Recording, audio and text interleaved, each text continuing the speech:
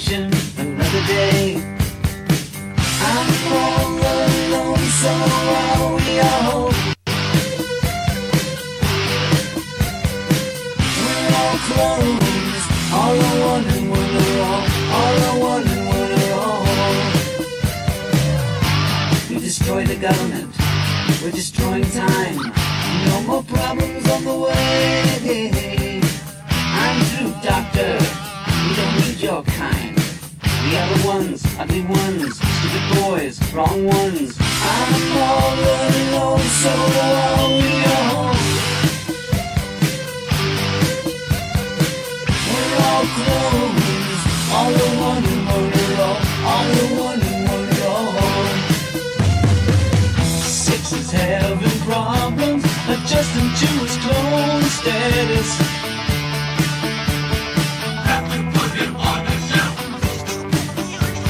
All day long we hear him crying so loud. I just wanna be myself, I just wanna be myself, I just wanna be myself, be myself, be myself.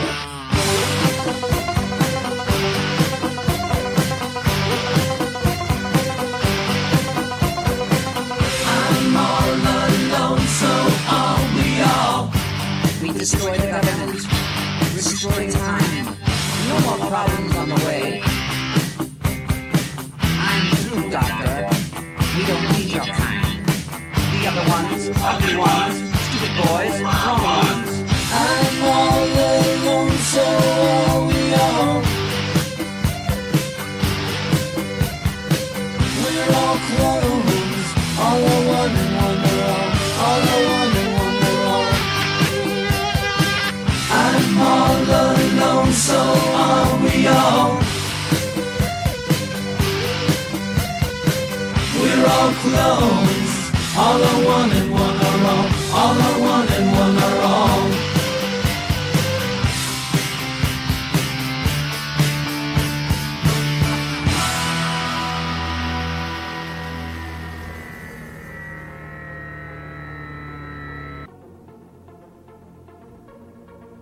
I think Tevez going to Juventus, what a coup that was for me. I mean, on a head-to-head battle, Atletico Madrid can do more damage to Barcelona than the other way around. Either he's really blind or he's fixing the match. I can't see it any other way. it is an upset. You would expect Man United to go and win there. Over $1 billion was paid in transfer fees between the clubs in Europe. And Bayern Munich are going to be favourites for me against anybody at home in the world. The 03-04 season, actually, Olympiacos have won 8 of the last 10 domestic league campaigns, so there is only really one team in Greece, which we kind of already knew. Because things have been pretty much decided, just as a quick glance before we go through the table, PSG is going to lock up this thing with 1 more point. Monaco's solidly in second place. Lille is going to be in that Champions League qualifier position, 7 points ahead of Saint Etienne. If you're a serious talent, you're going back and you're playing for Santos. You're going back to play for, like in Argentina, for River Plate or Boca Juniors, or you're going to Europe. He looked like the Ryan Giggs of old. He was more creative than any player on the pitch. He made Mata look stupid. He made Rooney look silly. I am your host, Joe Usello. My co-host, Rob Rojas. My trusted co-host, Ben the Machine. Good evening, everyone, and welcome to episode 52 of Low Limit Football on Low Limit Poker Radio. I am your host, Joe Usello. Joining me in the house tonight, first and foremost, Ben the Machine. Ben, what's going on, man? Yeah, I'm good. Looking forward to a nice long show. We've got 2 decent guests again, and we're going to kick off with Africa, we're going to talk about Bob's the World Club Championship simulation as well. So we're all looking forward to that and how that turns out and who the winner is. And it's going to be a fun night, and I can't wait to kick off. That's true. And also joining us as usual, Vavel's newest and greatest writer, Roberto Rojas. Rob, what's going on, man? I'm doing great. Good. Hopefully we're in store for a good show tonight. Yeah. So if anyone's asking or wondering what the heck that was that I just played, That was at the request of our infamous Sir Bob. It was Alice Cooper's "We Are Clones," and it's a great song to kick off the show, based on the name drop that happened for us this week, courtesy of the show's best friend Jeremy St. Louis. He on Wednesday night on the Express Extra on BeIN Sport name dropped this show in regards to their what if section. Now, Sir Bob has been running the simulation now for a week of the Club All-Star World Cup, or whatever name you want to give it. And we are going to have the final tonight. Sir Bob will be running that live while we're on the air, so he'll be able to give us information in the chat. If you're listening to us for the first time, we have an interactive chat. You're welcome to come in and join us. We encourage questions out of the chat for our guests. If you guys have anything you want to know about, we're happy to ask it. Also, we have a call-in number, 860-615-4553, which is 860-615-4LLF. We're happy to take phone calls as well. But the clone, We Are Clones, that was in reference to the name drop that I had mentioned earlier. They had talked about, or had a segment about cloning 11 of the same player to put on the pitch to play against each other. So 11 Zlatan Ibrahimovic's versus 11 Lionel Messi's. Lionel Messi in goal, Lionel Messi playing center back. Put him in whatever formation you want to put him in. But Lionel Messi's versus Zlatan's, and then figure out what happened. And they had a debate as to who would be the best. It comes down to who is the best all-around football athlete, I guess is the best way to describe it, because Phil Shane had mentioned that he would consider Manuel Neuer to be mentioned in this group. So they cut to Jeremy St. Louis. Jeremy in the clip says, maybe our friends over at Low Limit Football can simulate this for us. And, of course, I immediately, once I saw the clip, immediately tweeted it back to him and Terry Badu, the executive producer at BeIN Sport. Challenge accepted. So in the Sir Bob ManCity Corner, we're actually not going to talk about Man City tonight. We're going to talk about Sir Bob instead, and what he's been doing for this show. So, but again, Ben, as you'd mentioned at the open of the show, we do have two great guests tonight. The first guest that we have originally was going to join us at 7 o'clock, but had a pressing engagement, so we've moved up the timetable. He's going to join us at 6:15. That's Sulaiman Folarin. He writes for Al Jazeera. He also is seen frequently on BeIN Sport on both the Express Extra and the Locker Room, covering all things African football. I think he's a great follow-up to Oluwadi Lotfi, who was with us a week ago. These are the kind of guys, gentlemen, that, and we've had a chance to watch a little bit of African football with the qualifiers for the African Cup of Nations. We get these two guys on the phone with us at the same time, and all five of us, I mean, we could do a show for 3 hours just on that discussion. But Sulaiman's going to be joining us in about 5 minutes, and I'm very, very excited to have him on and talk to him about all things African football. Later on tonight at about 8 o'clock, so in about 2 hours, we're going to have Xoel Cardenas, who writes for Bleacher Report, among other outlets, mainly covering Spanish football and Barcelona. I'm excited to have him on because of the great magic and feats of Lionel Messi that's been going on as of late. So going to be great to kind of get his insight as to what's going on. Ben, I'm going to throw it over to you first. Any other thing you want to kind of throw in here before we get Sulaiman on the line? Not really. I'm looking forward to talking African Cup of Nations, and especially Nigeria as well, because I know Sulaiman knows a lot about Nigeria, and so we're definitely going to touch upon that. But yeah, there's a lot of talking points in the African Cup of Nations and in African football, and who better to answer him? So yeah, sure. Can't wait to get going. And when I talked to him, I said I kind of gave him a quick little rundown of some of the questions that I had, and I said, I wanted to talk to you real quick about Nigeria, and he's like, oh, we got to talk about that because I believe he's of Nigerian descent, so he's really pro-Nigerian, and him and Gary Stevens on BeIN Sport. Gary is South African. So when they would talk about the two teams for the African Cup of Nations, I believe they were in the same group. I'll have to look it up just to be sure. But there were some genuinely fun but genuinely heated debates between the two of them about who the better side was. And it was great television to watch, to be honest with you. Yep, South Africa and Nigeria were both in the same group, and I believe South Africa. I'm just going to look it up here as I'm talking quickly. But I believe South Africa eliminated Nigeria with a 2-2 draw on the last match on the 19th. So, it's a little bit of a sore subject for him. But when I talked to him, he said he was more than happy to talk about it. I actually want to talk to him about Stephen Keshi, the coach, because that one's been kind of an up and down situation. So, Rob, how about you? Anything you want to throw in here before I get Sulaiman on the line? No, it's good. It would be good to hear him. It would be good for us to hear to talk to African football to him. Yeah.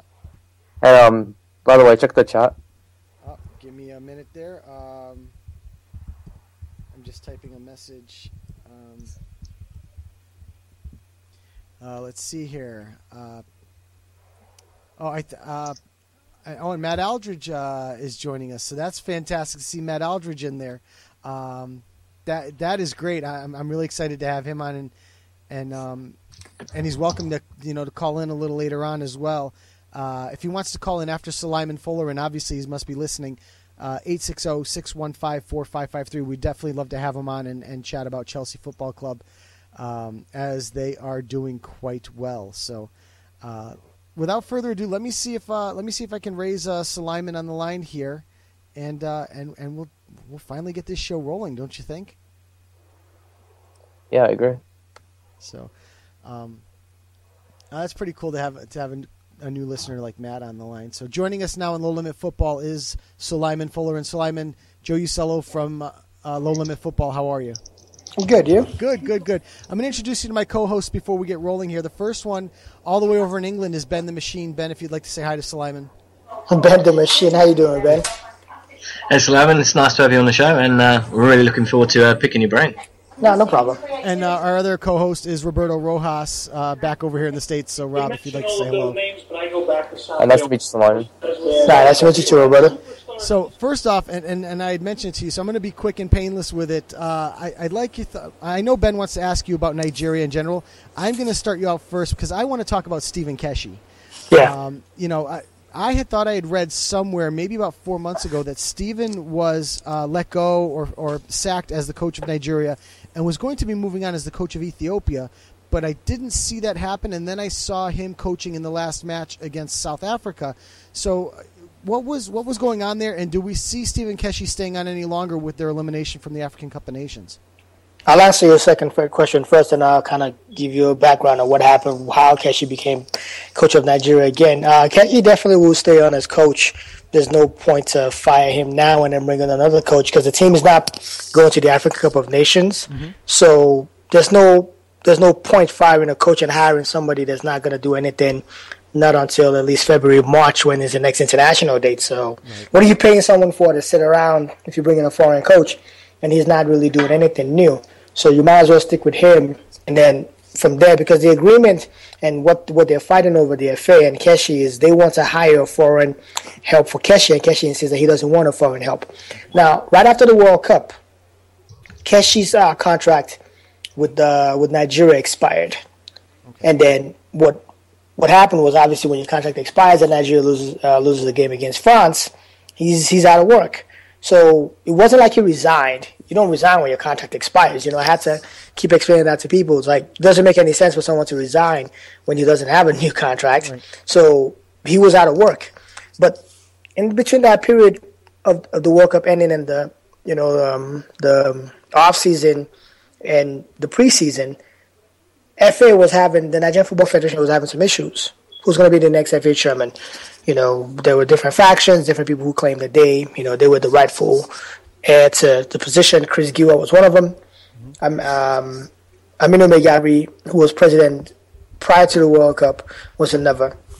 So we had that going on, and then FIFA came with this "they'll ban Nigeria" mentality, and to me it was just a joke, because Nigeria is such a strong power in African football that if a FIFA president wants to play a role, and if someone wants to be part of FIFA president, there's certain places that you have to go through, and it's not that we're bragging, but the fact remains that 52 of those votes come from Africa, and those 52 votes are very, very important, and Nigeria plays a role in Africa, so to ban Nigeria would be asking for trouble. So it was more like they sent a letter of a threat saying they would ban Nigeria, that they needed to get their acts together. Mm-hmm. In the past, let me just rewind. In 2010, when the team had a shambolic World Cup, and didn't do anything at all, the president had said that, he was banning the team, this and that, yada, yada, yada. And I mentioned it on a Dan radio show, I think it was World Soccer Daily, or was it World Football Daily, whatever it's called then, that he was just blowing smoke. That, once FIFA comes down with a threat of a ban, he will lift his so-called interference with the team. And that's really what happened. So it was more FIFA just telling them to get the acts together. And they tried to get the acts together. So what they did was they had an election.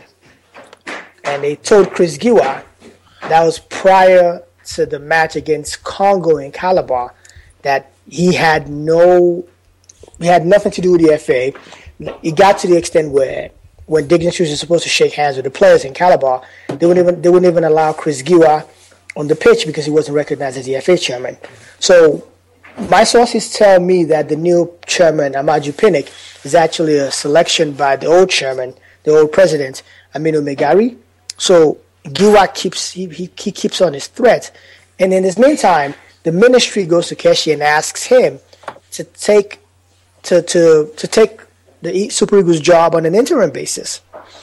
I mean, when you get in about 5 million naira, which I think roughly translates to about $30,000 a month or probably less, when you get in that per month, it's hard for a coach to say no to something like that. Right. So he took the job on an interim basis, but a lot of the stuff that was going on off the pitch obviously affected what was going on the pitch, and it showed in the game against Congo Brazzaville, not to be confused with Congo DRC. Congo DR. So what in turn happened was a new president was elected, but Chris Giwa kept on with this mentality that he was the FA chairman, and a court in Nigeria suspended the current FA. So FIFA comes in again, and then the president decides to sit down the two factions. And Giwa actually likes Stephen Keshi. Okay. Amaju Pinnick, who was a handpick of Aminu Megari, doesn't like Stephen Keshi. Right. Months before, I met Keshi in March in Atlanta, and right after the game against, not right after, because we didn't have the interview until about 2 a.m. in the morning, 3 a.m. in the morning. So after the game against Mexico in Atlanta, we sat down and we had about a 45 minutes to an hour conversation. And I mean, it was an interview, and he knew it was an interview, so he was recorded. And we talked about salaries being owed, and his relationship with the FA. Keshi is the ultimate politician. I mean, he's known as the big boss during his playing days because of the way he plays politics on and off the pitch. Okay. And his teammates adored him. His teammates respected him because he always fights for his teammates. So that's one of the reasons why people rally around him. Mm-hmm. And he was one of those legends in African football where when you look at the first wave of Nigerian players to go play in Europe, Stephen Keshi was one of them. Right. When Keshi was playing at Lokeren in Belgium, he made what was considered a lucrative move from a modest club in Lokeren to Anderlecht. And in the 80s, Anderlecht was a powerhouse in European football.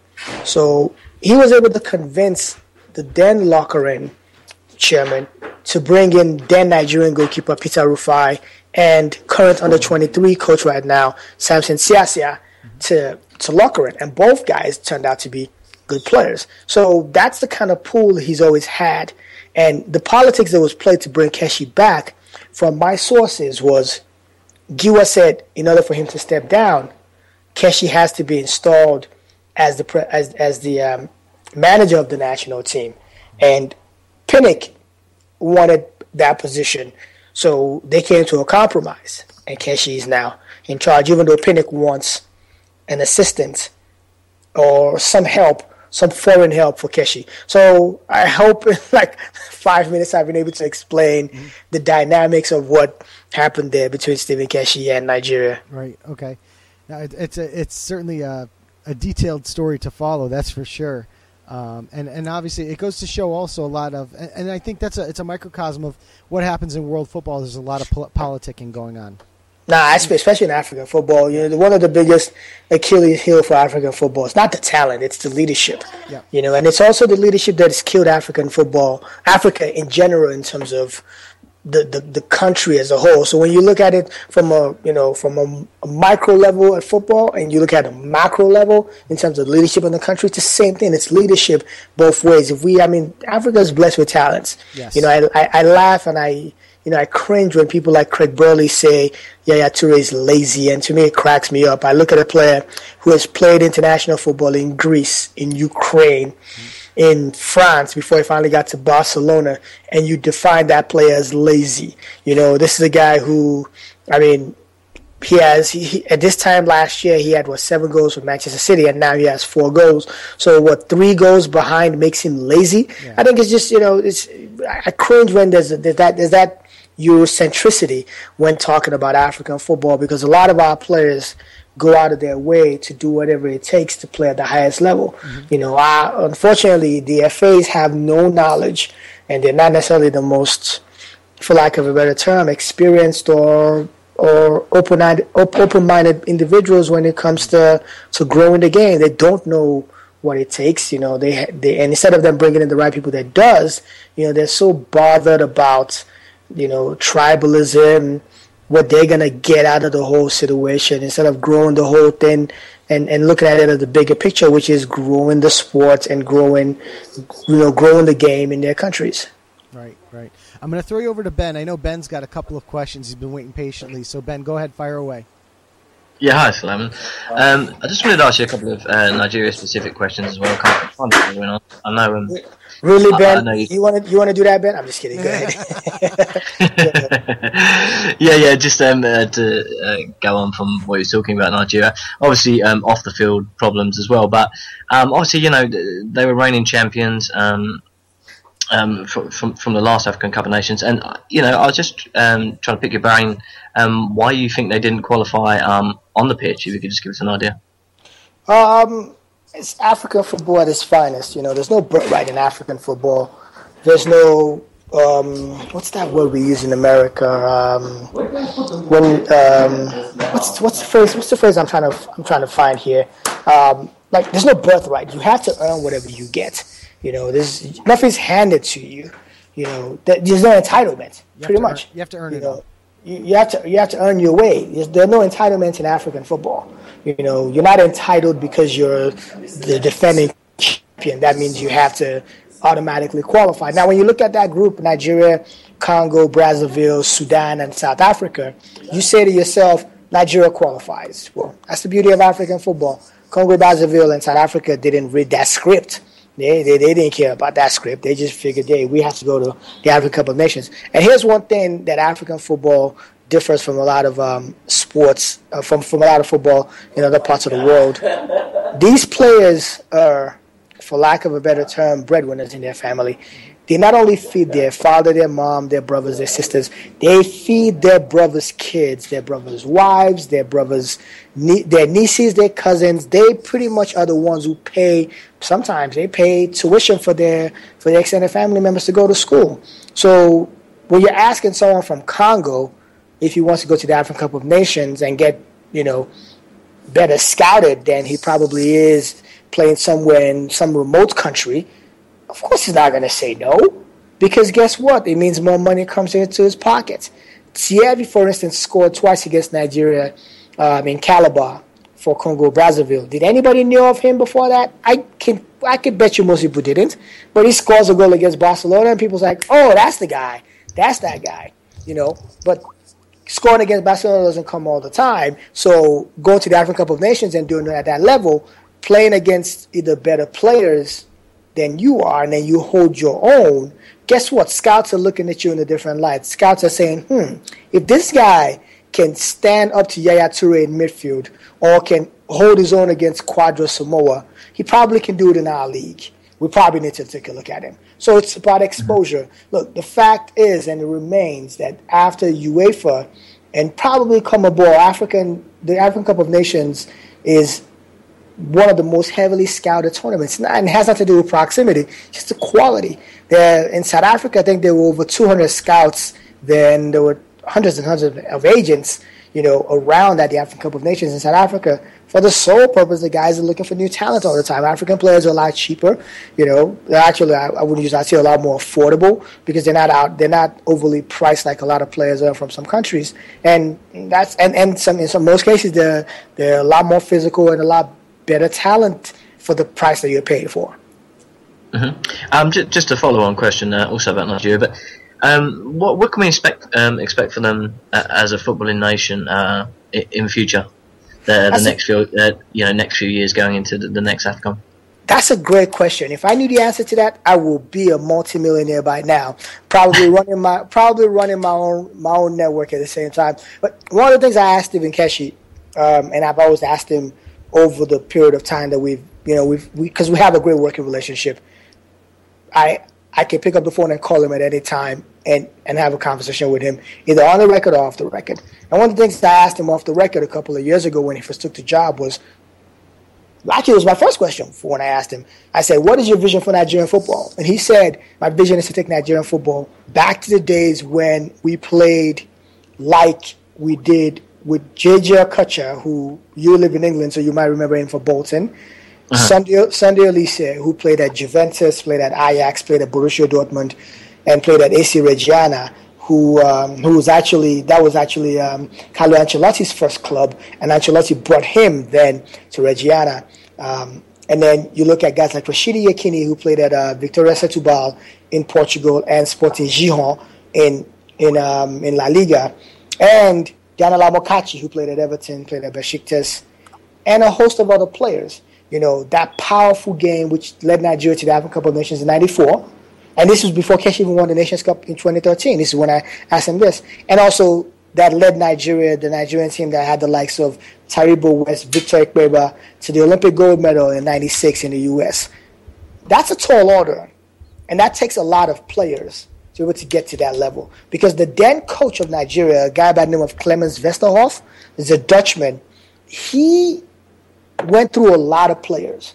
His first Nations Cup in 1990, he took 3 foreign-based players to the Nations Cup. He took Rashidi Yekini, Ademola Adesina, and if I am correct, I think he took a defender, Andrew Uwe. Those are the 3 foreigners. The rest of them were home-based players, the local-based players. Daniel Amokachi was one of them. Friday Lau, Kechukwu Uche, who we call the Gentle Giant, who went on to play at Fenerbahce, was another. You know, and winning the Olympic gold medal as well. So he brought a lot of players from the local league.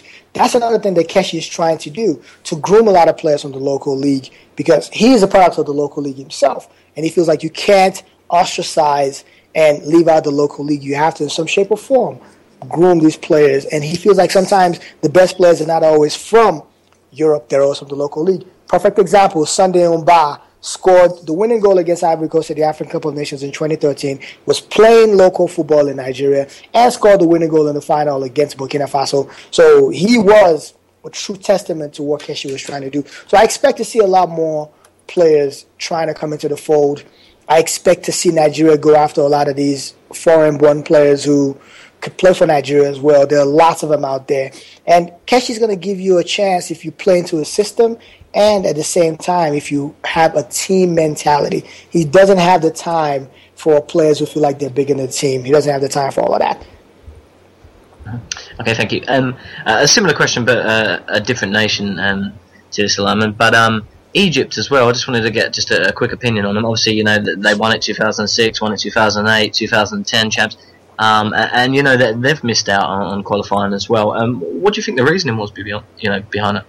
I hope my boy Oluwada Lotfi is actually listening, because he's part Egyptian, and I just feel like the Egyptian football has really disappointed on a lot of fronts. You look at a league where locally they dominate African football.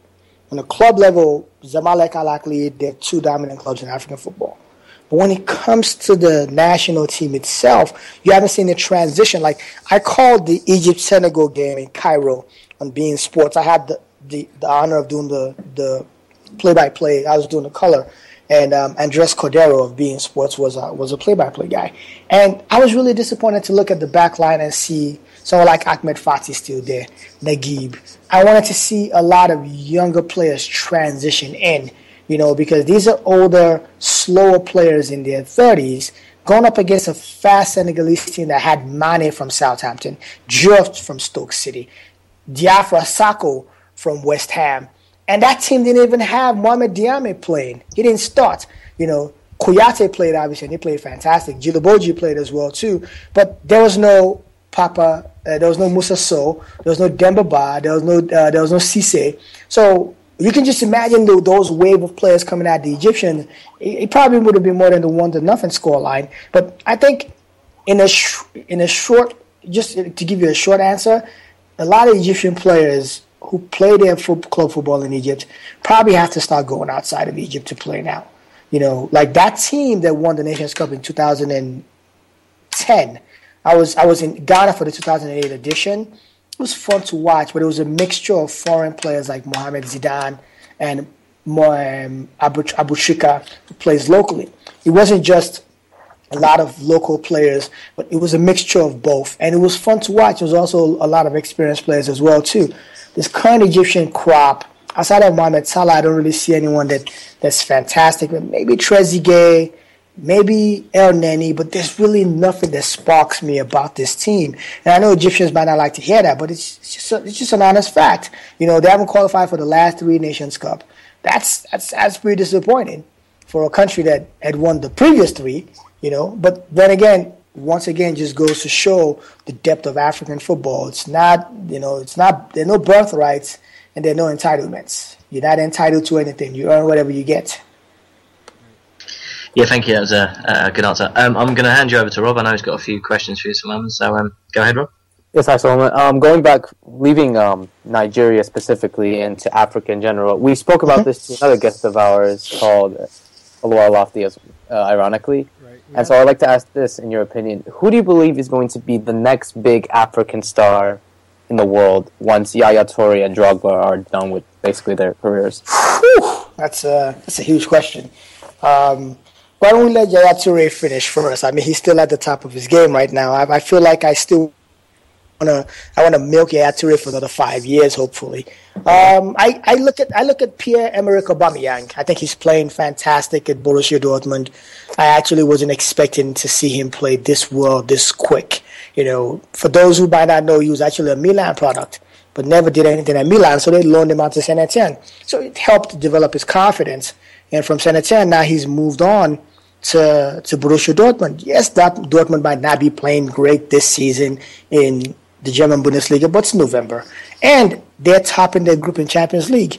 And his pairing with Ciro Immobile, has been great for Dortmund. And I think that he is one player, regardless of where he comes from in Africa. He's from Gabon, and it's a smaller football country in Africa. It doesn't mean anything at all. I feel like he has the potential to be that next superstar, and he has a lot of intangibles that work for him. He's a pretty boy. He's got flair. He's got swag. That's a big thing. We like swag in Africa, And the ladies love pretty players, And that's one thing we can never get enough of. We never get enough of women watching the sport, so it helps.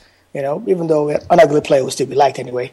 The fact that he's a star, but Aubameyang is one guy that I feel like has definitely what it takes to be that next superstar. I mean, there are a couple of other players here and there, but it's not that easy to just pick a player because it's not that easy.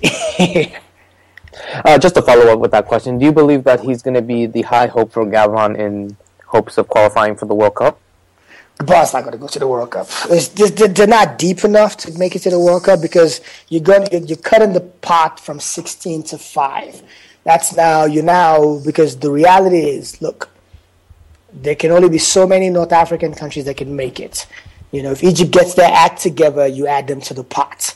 Because let's look at it regional, for instance. And I'm not saying that they're going to play the qualifiers regional. I'm just saying you look at the powers that come from those regions. Tunisia, I don't know. They're a little shaky here and there. They can be a hit or miss. Algeria has been Africa's most exciting team to watch in the qualifiers. But then again, I'm going to stick by it. They had a group that was pretty easy. Ethiopia, Malawi, and Mali are not necessarily powerhouses. Malawi's not a powerhouse in West African football. Mali's not a powerhouse in West African football. Neither is Malawi in the southern region. And Ethiopia is known more for their long-distance runners. They're known more for individual sports in this current time and for probably the last 25, 30 years than they're known as a footballing nation. So topping that group was a given for them. That's one country that Gabon would have to battle with. Even in their Central African region, they would have to battle with Cameroon, who seems like they're getting their acts together and they're a very deep team. Gabon is not a very deep team. When you look at that roster from top to bottom, they're not that deep.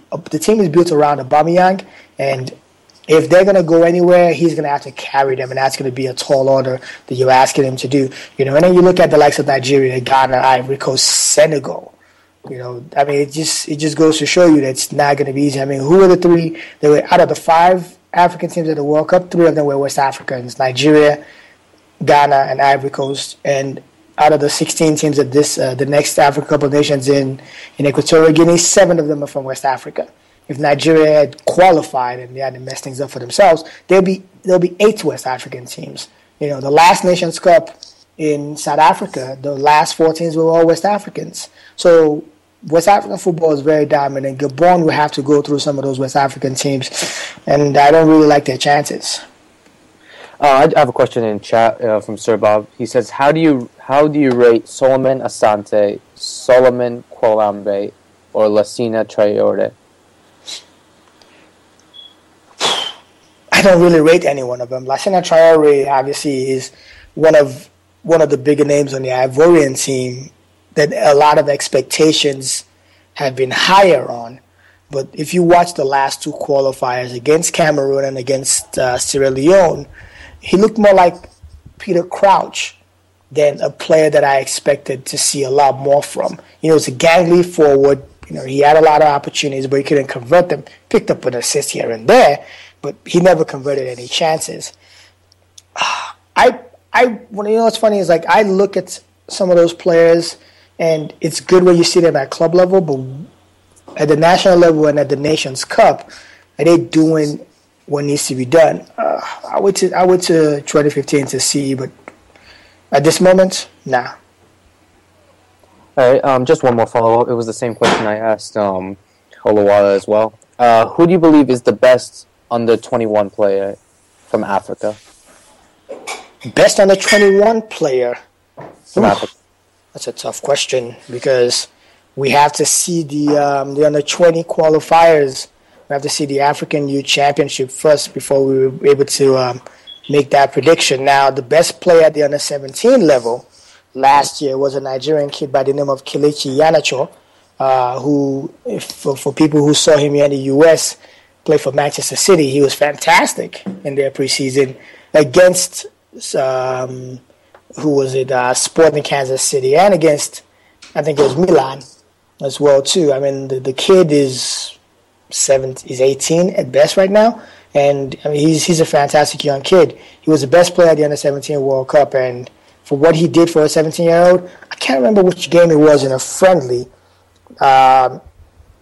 Manchester City gets a penalty. I don't know if he was the one that was fouled or somebody else, and this kid picks up the ball and is ready to play the penalty, and then Kolarov waves him up like, no, young buck. You're not ready yet. You need to slow your roll. But he's one kid that, definitely I expect to see a lot from. All right, thank you. I'm going to pass it up to Joe for any questions. Yeah, I do. I want to add a point. We're talking about some of the best players out there, the best players coming up.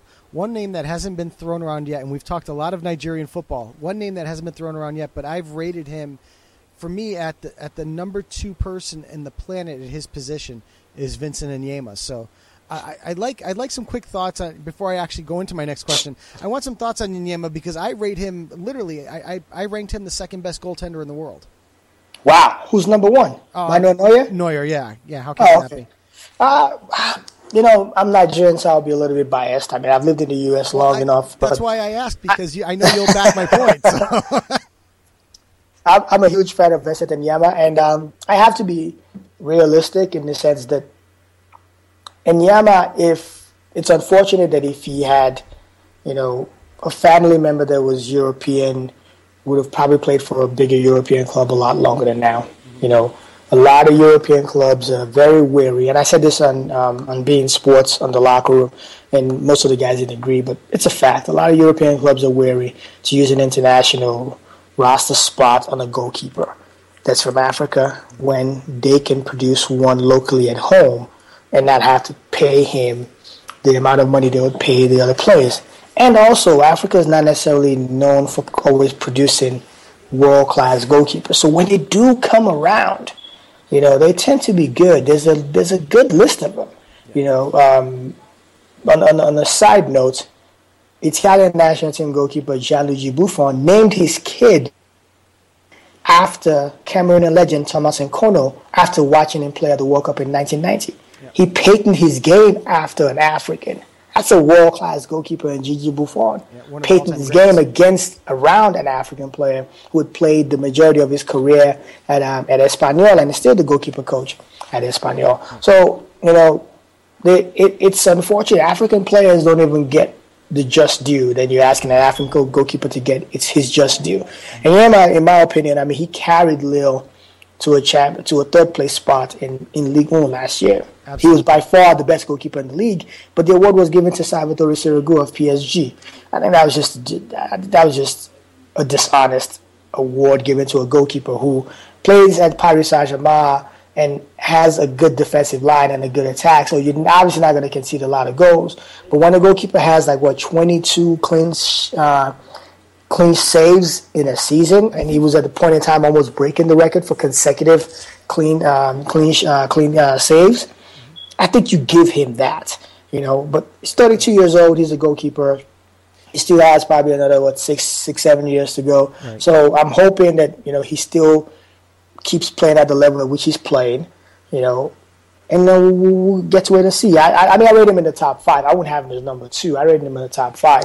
I just feel like his height sometimes is a disadvantage for him, But, he's been a fantastic goalkeeper. 2010 World Cup stopped Lionel Messi from doing anything at all against Nigeria. 2014 World Cup, Lionel Messi wanted his jersey after the game. Not the other way around. Lionel Messi kept on pointing at him, hey, dude, you going to let one in? Till he actually scored 2 goals against him. But it just goes to show, he's a fantastic goalkeeper. But the fact is, African football never gets its just due. If not for BeIN Sports, we've never been on television in the United States. Right. In English, I don't know about in Spanish. But in English, we had never been on television until last year when BeIN Sports carried the African World Cup qualifiers on their network. It's never happened. ESPN did carry the African Cup of Nations in 2013, but it was online. It wasn't on television. So it just goes to show we produce a lot of good footballers, but we never get put on television. So Inyama falls into that category where people don't feel like African goalkeepers are good enough yet. They feel like they're not there yet, but hopefully he's setting the trend, or he's continuing, the trend that was set by Nkono, Jacques Songo, Joseph Antoine Bell, Bado Zaki, and a host of other goalkeepers in the past, Peter Rufai, a host of other big names in the past that have played in Europe or have played at the highest level, like the World Cup, and have shown that Africa do have some good goalkeepers. Oh, absolutely.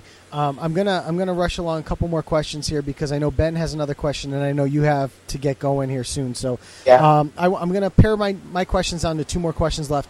I want to talk about Ghana really quickly and their qualifying in the African Cup of Nations. Here's a team who is widely regarded as one of the top 3 teams in Africa, regarded as one of probably the top 15, 20 teams in all of the world.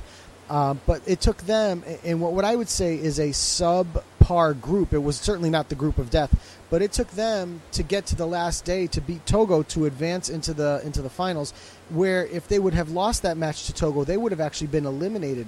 So, Ghana gets in by the skin of their teeth. I want your thoughts on Ghana's performance so far in the Cup of Nations. It took a lot of teams onto the last game to advance. It wasn't only Ghana.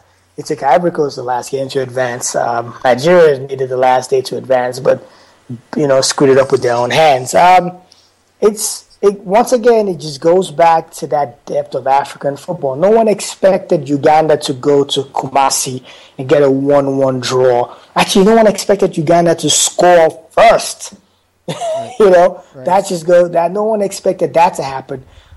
Ghana had some injuries along the line. Ghana also had some issues along the line. The image that's still in the back of everybody's mind is John Boyer coming out of a room at the World Cup holding a stack of cash. In the words of the American wide receiver, Randy Moss, straight cash, homie. Straight cash. You know, the man walked out with a wad of straight cash. You know, the image that we all have is money being airlifted to Brazil, landing like it's a movie, like it's some drug dealer having his money, you know, taken to some confines, so the West or the Imperial West can't touch his money. That's the image we have of Ghana. That's a big lasting image that we have of Ghana, and it's just such a poor image. So they went into the qualifiers with that still in the back of their minds. Ghanaians didn't trust them. Ghanaians weren't happy with them. You know, and then they conceded a goal in the first half against Uganda, and they had to battle around and then get a draw at home.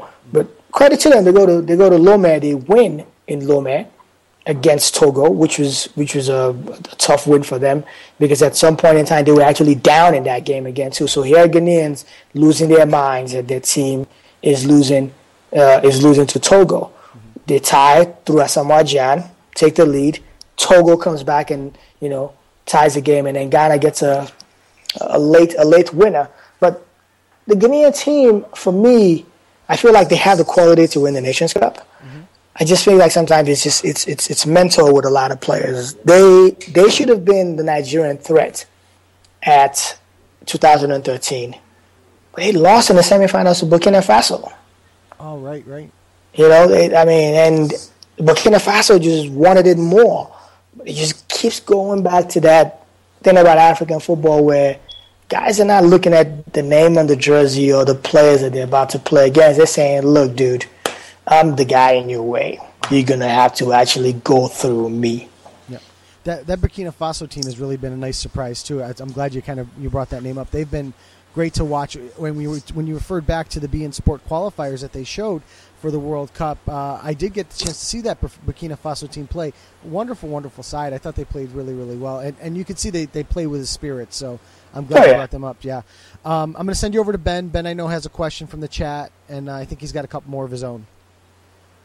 Yes, Sulaiman, just a question for the chat quickly before I ask you my question. Sir Bob from the chat wants to know if you could give us the proper pronunciation for Bright DK, or is it Bright Dyke? Yeah, it's about DK. There you go. It's DK. Okay. Yeah. Just he was just wondering in the chat. Just a couple more questions. I'm not going to keep you much longer, Sulaiman. You've got to be off. Just firstly, just quickly, if you could just briefly give us an idea. Do you think Equatorial Guinea is an adequate replacement to host the African Cup of Nations? In that last minute, yeah. I mean, they do have. Now, remember, they hosted the Nations Cup in 2012. So it's not as if they're going to have to now scramble to put things together. Facilities are on ground. If they didn't have facilities, look, I would be the first guy to say don't take it there. Like, I was the first person to say don't take the Nations Cup to Angola before the Togolese team was attacked in Cabinda, in the Cabinda province. So as much as I am a huge proponent of African football, I'm also someone who is not going to hold his tongue. I'm not going to mince words when I feel like they don't have what it takes. It's far enough away from the Ebola virus. It's in Central Africa. And it's also a quick fix for the Confederation of African Football. And here's why. This is African football's biggest showcase.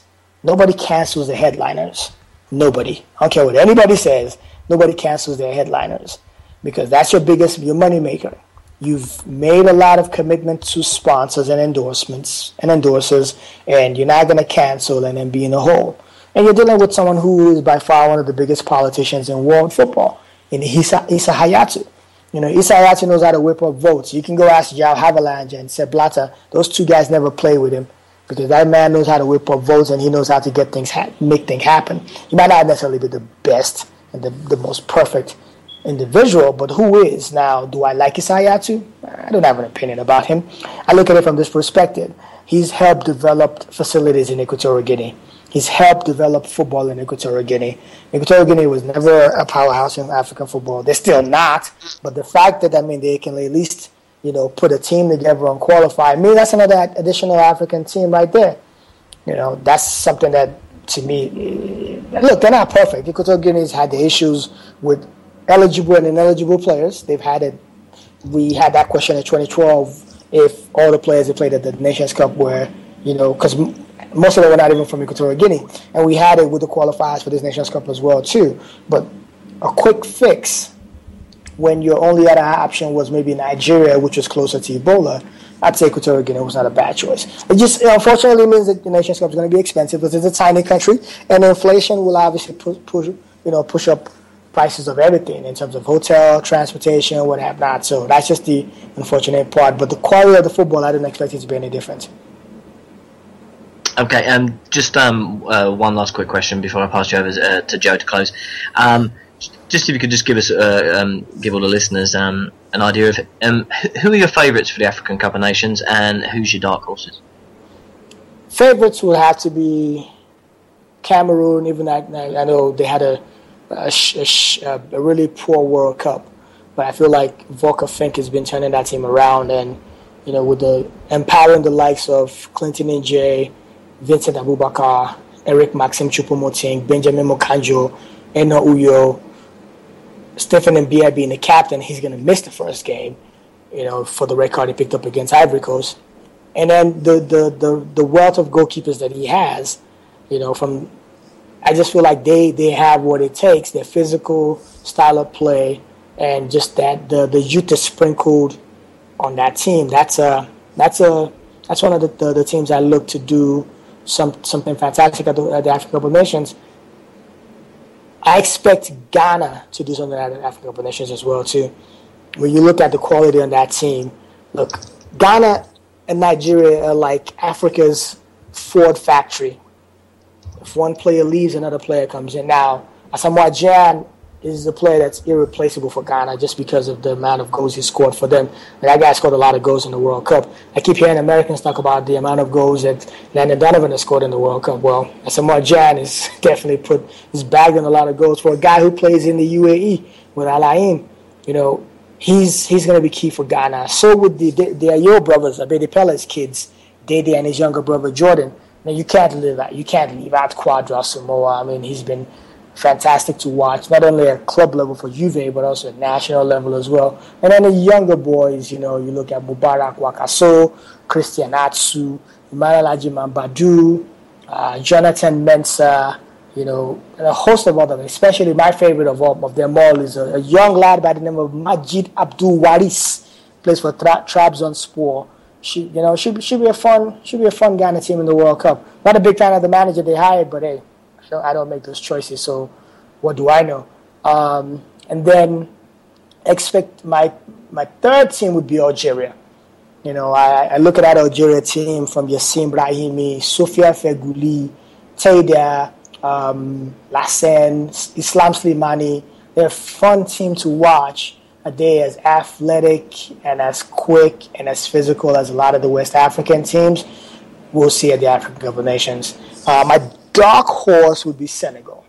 Just a lot of depth, a lot of good players there. Achilles heel would be their goalkeeper, Bouna Kondu. A lot of Americans know him. He played at Colorado Rapids, and he also played at New York Red Bull. His nickname was Bouna Time, but I don't know if Bouna, would be able to meet up to the quality of players they have with Senegal. I don't expect Ivory Coast to do anything. Their back line, their center-back pairing is not the greatest. When you try to get Didier Zokoro to come out of retirement, or you ask Kolo Toure, who did come out of retirement to come and play, that says you don't have depth in center backs, and a lot of speedy teams, a lot of physical forwards will expose that at the Nations Cup.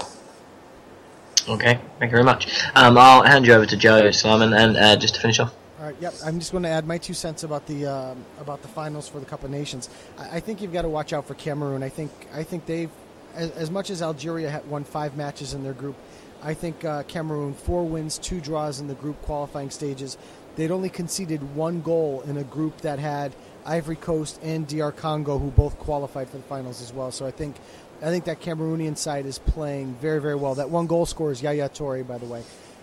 So I think that just playing at an ultra high level right now, and I think they're going to be the ones to beat, as well as that Algerian side is playing. But it's going to be a great tournament to watch in January. And before I ask you the last question, I want to see if I can get you on the hook for January sometime, if you wouldn't mind coming back and talking to us about the tournament once we kick it off. If I'm in the country, yeah, definitely. I mean, because I don't know what the internet will be, because the plans is that because I want to be in Equatorial Guinea for it. Okay. But if I'm here, hopefully for the group stage, yeah, we can definitely do something. I'm hoping my guys over at BeIN will actually do something for the draws proper, which is next week. It's funny, I'm triple tasking right now. I'm talking to you guys and watching the draws on BeIN. I'm texting this NBA agent that I have to meet up with, but it's like I'm telling him, you know what, I'll be there soon. But it's just funny. Like the draws is on I think December 3rd or 4th. I have to double check those dates. Let me check. I do have it listed here. Hang on one second. Let me find it. I did make it a point to write it down to make sure I knew. It is December 3rd.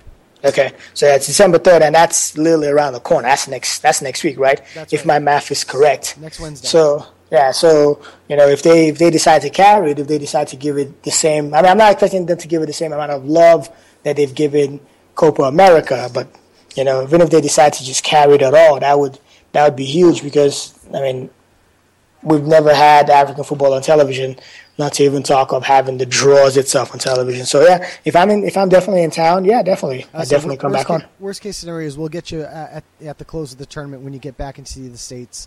We'll have you on once you get back, and we can recap the entire tournament. So that would be fantastic if we could do that. Yeah. My last question is from the chat.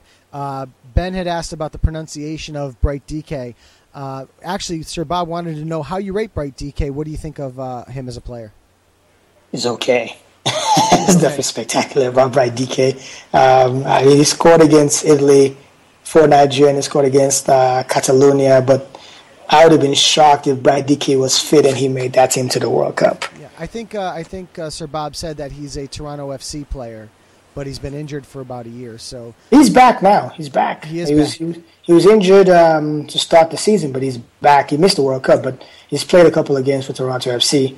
I know I saw him play, so he's back. I mean, he's a good player. I know his agent very well, but It's nothing. There's nothing. I mean, Bright DK he was never going to make that Nigerian team. Like, he never made the African Nations Cup team for a reason. Mm-hmm. So I mean, he was in camp. They invited him when Nigeria played Venezuela in 2012, if I'm correct. Yeah, in 2012 in Miami, and a lot of players pulled out. So they invited him because the game was in America already. The game was in the U.S., so in proximity, he didn't need a visa to get him in. So they just brought him to camp, and he had a lot of energy in camp. He showed a lot of bite, he showed a lot of energy, and the coach liked that. Yeah. And then that's why they brought him back. And then he helped his case when he scored against Italy. Mm-hmm. You definitely will help your case whenever you score against a world-class team like Italy. Of course. But there is nothing spectacular about Bright DK. He's, no disrespect, but he's not going to lead the Nigerian attack. Not anytime soon. Nigeria has too many deep players. Like, we're begging to bring back Brownie Day, who plays at West Brom and hasn't had his opportunity to shine. That's one player that people should watch out for. When he does get his opportunity, you're going to enjoy watching him in the Premier League, because he was a joy to watch at Sochaux, because he played with Charlie Davis when Charlie Davis was injured at Sochaux. Okay. And when Davis came back, Davis lost his spot because Brown was scoring, and he was doing fantastic for Sochaux. Then he went to Dynamo Kiev, had a good first 2 seasons, played great in Europe for them. And I mean, he had an okay last season, but I think the transfer fee was overwhelming to him. But once he gets over the hump of the transfer, because he had injuries, he was coming back from injury as well too. Once he gets over that, and then they can try to find a way to pair him with Seydou Berenion, trust me, you're gonna enjoy watching him in the Premier League. He's quick, he's fast, he's very stylish. I mean, he has a lot of swagger when he plays. He plays with a lot of swagger, and he plays with a huge chip on his shoulder too. So, yeah, Bright DK is way down the totem pole. All right. Well, Sulaiman, I want to thank you on behalf of all of us for joining us tonight. It was fantastic to have you. Thanks for having me. I appreciate it. I'd love to have you back soon, man. Appreciate it, guys. You guys have a good night. You too. Thanks again. Good night. Thanks for coming on, Sulaiman. Thank you. All right. Stay warm wherever you are. Well, you guys in Miami. Whoever's in Miami is having a good weather. Unfortunately, none of us. It's even -2 in England, so it's not great. Dude, trust me. I when I left Colorado 2 weeks ago, it was -2. I went from -2 to 75-degree weather in the same day. It was ridiculous. So, but I would definitely swap what I have now for that Miami weather. It never gets old. Amen. All right, thanks again, man. All right, guys. Good night. Appreciate it. Thank you. Bye-bye. Sulaiman Folarin from BeIN Sports and Al Jazeera, guys. Great interview. I'm so glad we got him on. Certainly, when I started doing the show, he was one of the guys I've always wanted to talk to. And it was just fantastic to get him to come on tonight. So, just a great time. What are you guys' thoughts? Rob, I'll go to you first. I thought it was great. Yeah. He really knows his stuff about African football. Yeah, no doubt. And Ben, what are your thoughts? Yeah, I mean, he knew everything in great depth, and you can see where he is in his career. It's very knowledgeable, and he answered every question quite deeply and to the point. So yeah, it's very enjoyable to talk to, and hopefully in and around the African Cup of Nations we can talk to him again, and then we've got somebody to talk about the tournaments as they go, and it's nice because we've got a lot of people for the World Cup, so it's nice to have some people to talk about the African Cup of Nations with as well, and then hopefully Copa America as well, so we can cover all bases. Exactly. So, Rob, do you want to? I know they're pulling the ping pong balls there for the cup for the Copa America right now, so we'll kind of skip over that. Maybe do that in a few minutes once they complete the draw. Are you keeping an eye on that for us? Yeah, I'm actually updating it right now in the chat. Oh, cool. Okay. So I'm juggling between the Skype chat, the regular chat, the Twitter chat. It's a lot of chat. Yeah, so, you might want to look at the chat right now. Okay, so I see that Uruguay in the same group with Argentina and Brazil's with Colombia. That is crazy. That is absolutely crazy. All right, so let's our plan's going to get a little skewed, and I'm really excited, guys, because while we were interviewing Sulaiman, Matt Aldridge from Houndsports is in our chat room tonight, which is pretty cool to see. But Matt also agreed to come on and talk to us about Chelsea. So I'm gonna put it out there verbally. But if Matt, whenever you're ready, if you want to just shoot me a message on Skype or even in the Low Limit Football chat and let me know you're ready, we can come on and talk about that. So while we're doing that, Rob, if you want to. I don't know if you can. Actually, you know what? I'm not gonna trouble you with that. I was gonna have you go to the Copa Sudamerica. But since you're taking care of the Copa America draw there's your Paraguay getting drawn right now. Yeah, do you know who's Paraguay in with? It's going to be Argentina. Group B. Oh, that's not cool. That's really not cool at all. It's all right. Roque Santa Cruz will beat both of them. So that's all I'm saying. Let's see what we can do against Messi and Cavani. Yeah, right. Exactly. He scores when he wants anyway. Roque Santa Cruz is a legend. He's a Blackburn legend as well. You can't. Everyone's everyone outside of South America is cheering on Paraguay. I think on the show. I think at best we could, if whoever we get in the last group, we can go for third place.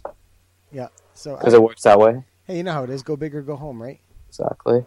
So, exactly. Yeah. Let me. I'm just gonna do something here really quick.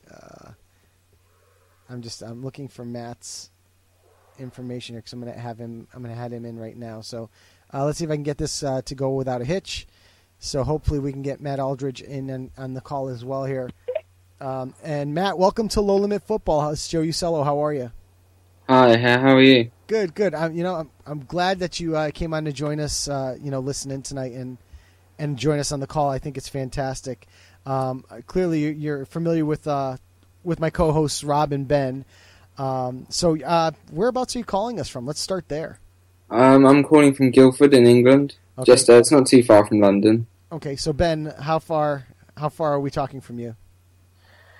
I'm trying to think where Guildford is. Is it Kent? Is it Kent where Guildford? My geography is absolutely terrible. I know it is outside of London, but I can't remember which side it is. Let me just whack it in. And it's still enough of a drive, I think. But I'm just trying to think. I think it's 3/4 of an hour from London. I used to live in London, but moved from there. Right. Yeah. So not too far away. Whereas at least he supports a team that's close to him. Whereas being a Blackburn fan, I struggle to see as much Blackburn as I can, really. Yeah. So Matt, obviously, we're going to jump into we'll might as well jump into the Premier League here quickly. Chelsea currently leading the way on 32 points. They're 6 points clear of Southampton, who played to a 1-1 draw this afternoon against Aston Villa. I believe that match was at Villa Park. Haven't lost a match yet this season, obviously things are great, but your initial thoughts on Chelsea overall, are they right where you expected them to be so far this year, or are they way ahead of what you thought at first? In all honesty, I'm actually very impressed. At the start of the season, I was very pessimistic about how we would do, really. Mm-hmm. Okay. Usually I go into the season thinking we'll do well, but this season I just didn't feel it. I wasn't too sure about Costa when we signed him. Didn't, to me, straight away seem that he'd have the impact he did. Okay. He has had, really. Because his injury at the end of the season, last season, and his World Cup put me off him very much, but so far I've been very impressed. It's really surprising, to be honest. I went to the opening game against Leicester at home, and I was blown away by how good we were attacking, really. Now, the one follow-up that I want to add to that is, do you feel that Diego Costa has had a bigger impact on this side, or do you feel that Cesc Fabregas has had a bigger impact on this side? I'd probably say Diego Costa. Okay. I mean, Cesc Fabregas, he can cut teams apart, and we've seen that time and time again, but Diego Costa has that edge that when we struggled last season with the smaller sides, we couldn't take them down later on in matches. Diego, he seems to be able to get that sort of goal. Like against Leicester, for example, we were at 0-0, I think, until around 60 minutes, and then Costa managed to pull a goal out of nowhere, I think it was, and we were steamrolled them after that, really. Okay. I'm going to throw it over. I think my co-hosts definitely have some questions for you. One question before I throw it over to them: how much longer do you see Peter Cech in a Chelsea uniform before he's moved elsewhere? End of this season, probably. Okay, so you don't think he goes in the winter window? I don't think he will do it. No, I think he'll stay until the end of the season because Jose wants him to stay, and I think he'll do that for the fans. But I can see him going to maybe Roma. At the moment, I'm not too sure. Okay. Roma would be an incredible side. I mean, they currently have Morgan DeSantis as their goalie, but I certainly would have to think that Peter Cech is a much bigger upgrade to DeSantis, especially DeSantis. Even though Peter Cech is older, DeSantis I think is like 36, 37 years old. So he's getting on a bit. Yeah. So I'm going to throw you over to Rob. I know Rob has a question for you, so go ahead, Rob. Yes, hi, Matt. Nice to meet you. I just have a few questions. I know it's early in the season, but do you really expect Chelsea to go unbeaten this season in the Premier League? I'm not too sure about that. I think I wrote something that's not too long ago. I said that basically, if we are to do it, it'll be decided once we've played all the big teams. We still have Arsenal away, I think. And if we can manage that, honestly, I can see us doing it. If we can beat them away from home, or at least not lose, then I can't see anyone beating us at home. And away from home against the smaller sides, I think we can do that. Out of the 4 trophies that Chelsea might win, which trophy besides the Premier League as well do they have as much big as of a chance to win? I'd say the Capital One Cup at the moment. I think I don't know what stage that's at. Is it the quarterfinals now? I'm not sure. I'll have to check. So I'm not too sure what the competition is for that now. I think we're one of the better teams in it. All right. Another one is, do you think they'll go far in the Champions League, and if so, how far?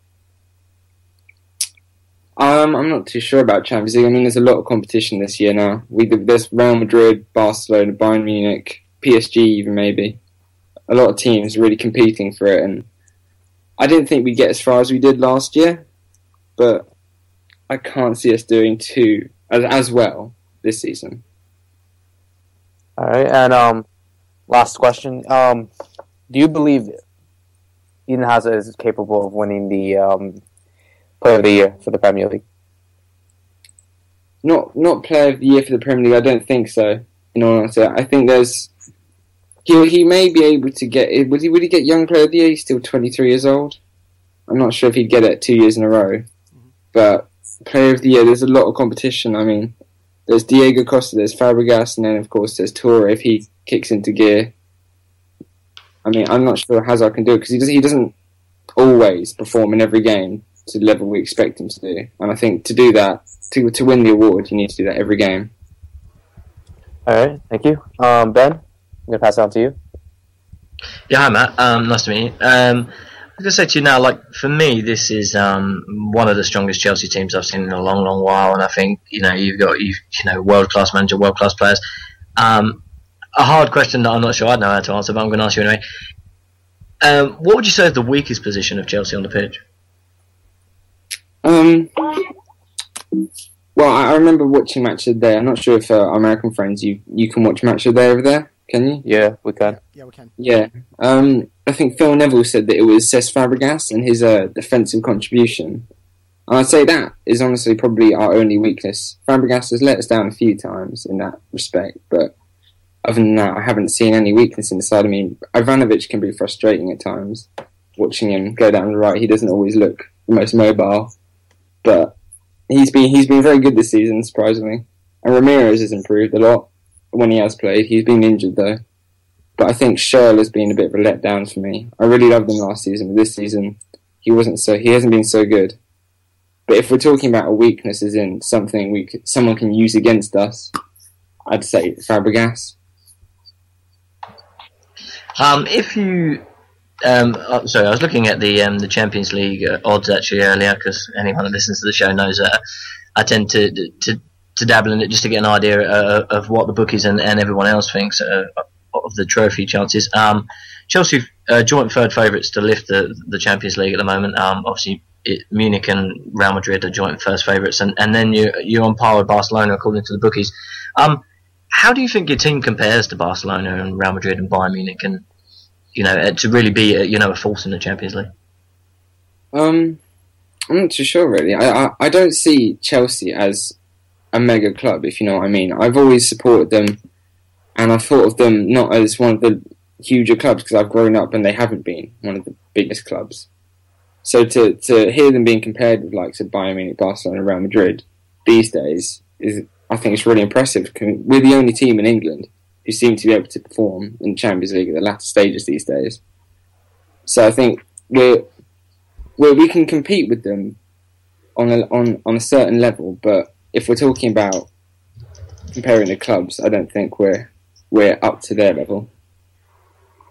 Sorry, just another question. There's an echo. Just another question, which it might upset Sir Bob a little bit. But do you feel that the gap between, because for me, obviously I do the Premier League section on the show. Do you think the gap between the top two, between Chelsea and Man City, is bigger this year than it has been for a while? I don't think it's bigger. I think they've just underperformed. Do you mean as in the quality of the two sides, or how they've performed? Well, a mixture of both. Like, do you feel that you're more likely this year to be more comfortable than you would have been in the past? Yeah, I'd say so. We beat them both times last season in the league, but I think we lost to them in the Capital One Cup. I think our teams are on level. I mean, attacking they have the likes of Aguero, Dzeko, Jovetic. They're great strikers, but in certain areas like in midfield, if Torre isn't performing, then they'll fall apart because Fernandinho can't hold that team together all on his own. He needs to have something there. So I think we'll find it more comfortable when we play them at home than we did last season. We won 2-1, I think it was. So I'd say that honestly, we'll find it a lot easier this year round. Okay, thank you. I'll pass you on to Rob. I think he's got a few more questions for you. Actually, I'm going to jump in real quick before you ask your next question. Matt, just to add that Capital One info, on Tuesday the 16th, Chelsea is away to Derby, and Southampton is away to Sheffield United. And on the 17th, Bournemouth is at home to Liverpool, and Tottenham is at home to Newcastle. So those are your final 8 teams that are in the quarterfinal currently. So I think I would certainly agree with you that Newcastle has been up and down, mainly down, but on the upswing this year. Liverpool, we've all talked about Brendan Rodgers and the struggles at Liverpool. Tottenham is probably the most dangerous. Southampton as well. They've been playing very, very well. Despite the 1-1 draw today. So. That's also a team that would be fairly dangerous, but there's no Man City in there, there's no Arsenal, there's no Man United, so I would have to agree with you that Chelsea's probably got a great shot to win that trophy. Yeah, I'd be very disappointed if we didn't win it. In all honesty, I can't remember the last time we won it. I think it was in Mourinho's second season, was it? was the last time we won it. So it's been a while, and it's not too hard to win. 2006, 2007. Sorry, apologize for that, Matt, but I was just reading it right here. Yeah. Okay. So So I think we haven't won it in a while, and it's a competition. Considering who's in it left now, who's left in it now, we really should be winning that. All right. So Rob, go ahead with your next question. Yeah, I have 2 more questions for you, Matt.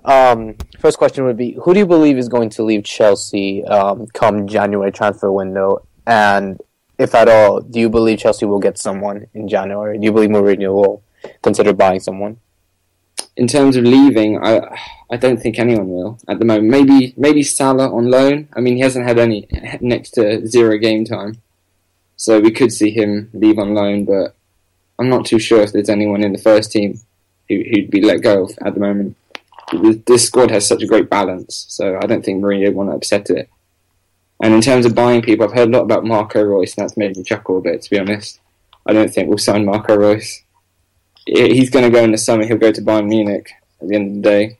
Other than that, I don't think we need to buy anyone. I wouldn't buy anyone. All right, and last question before we let you go, if anyone else has any questions. Who do you believe is going to be Chelsea's breakout star that not many people would talk about so far this season? Well, I'm not sure if a lot of people talk about him, but Kurt Zouma, he could really become a big player in the years to come. I mean, John Terry, he's only got a few years left in him, and I know from talking to people at the club who I know on Twitter that John Terry, he really leads the younger players forward, and Kurt Zouma especially. Kurt Zouma's been taken under his wing, and if John Terry can even transfer a quarter of what he can bring to Chelsea, then I think Kurt Zouma will become a great player. All right, thank you. Yep. Thorgan Hazard as well. I think Thorgan Hazard, if he comes back after Mönchengladbach, his loan Mönchengladbach, and he can stay in the team, then he could become a great player alongside his brother even. All right. Okay. Just a quick question, Matt. I know you can see our Skype chat as much as we can, but we'd love to have you back on, especially to talk Chelsea for Champions League, maybe sometime as we get a little closer, or even, I would say even in a couple of weeks, because we've got a couple more.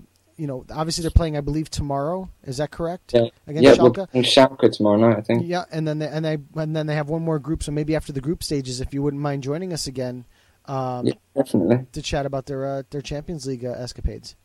Yeah, that would be great. I'd be happy to come on. Awesome. No, thank you for coming on such short notice, and thanks for listening tonight. We really appreciate it.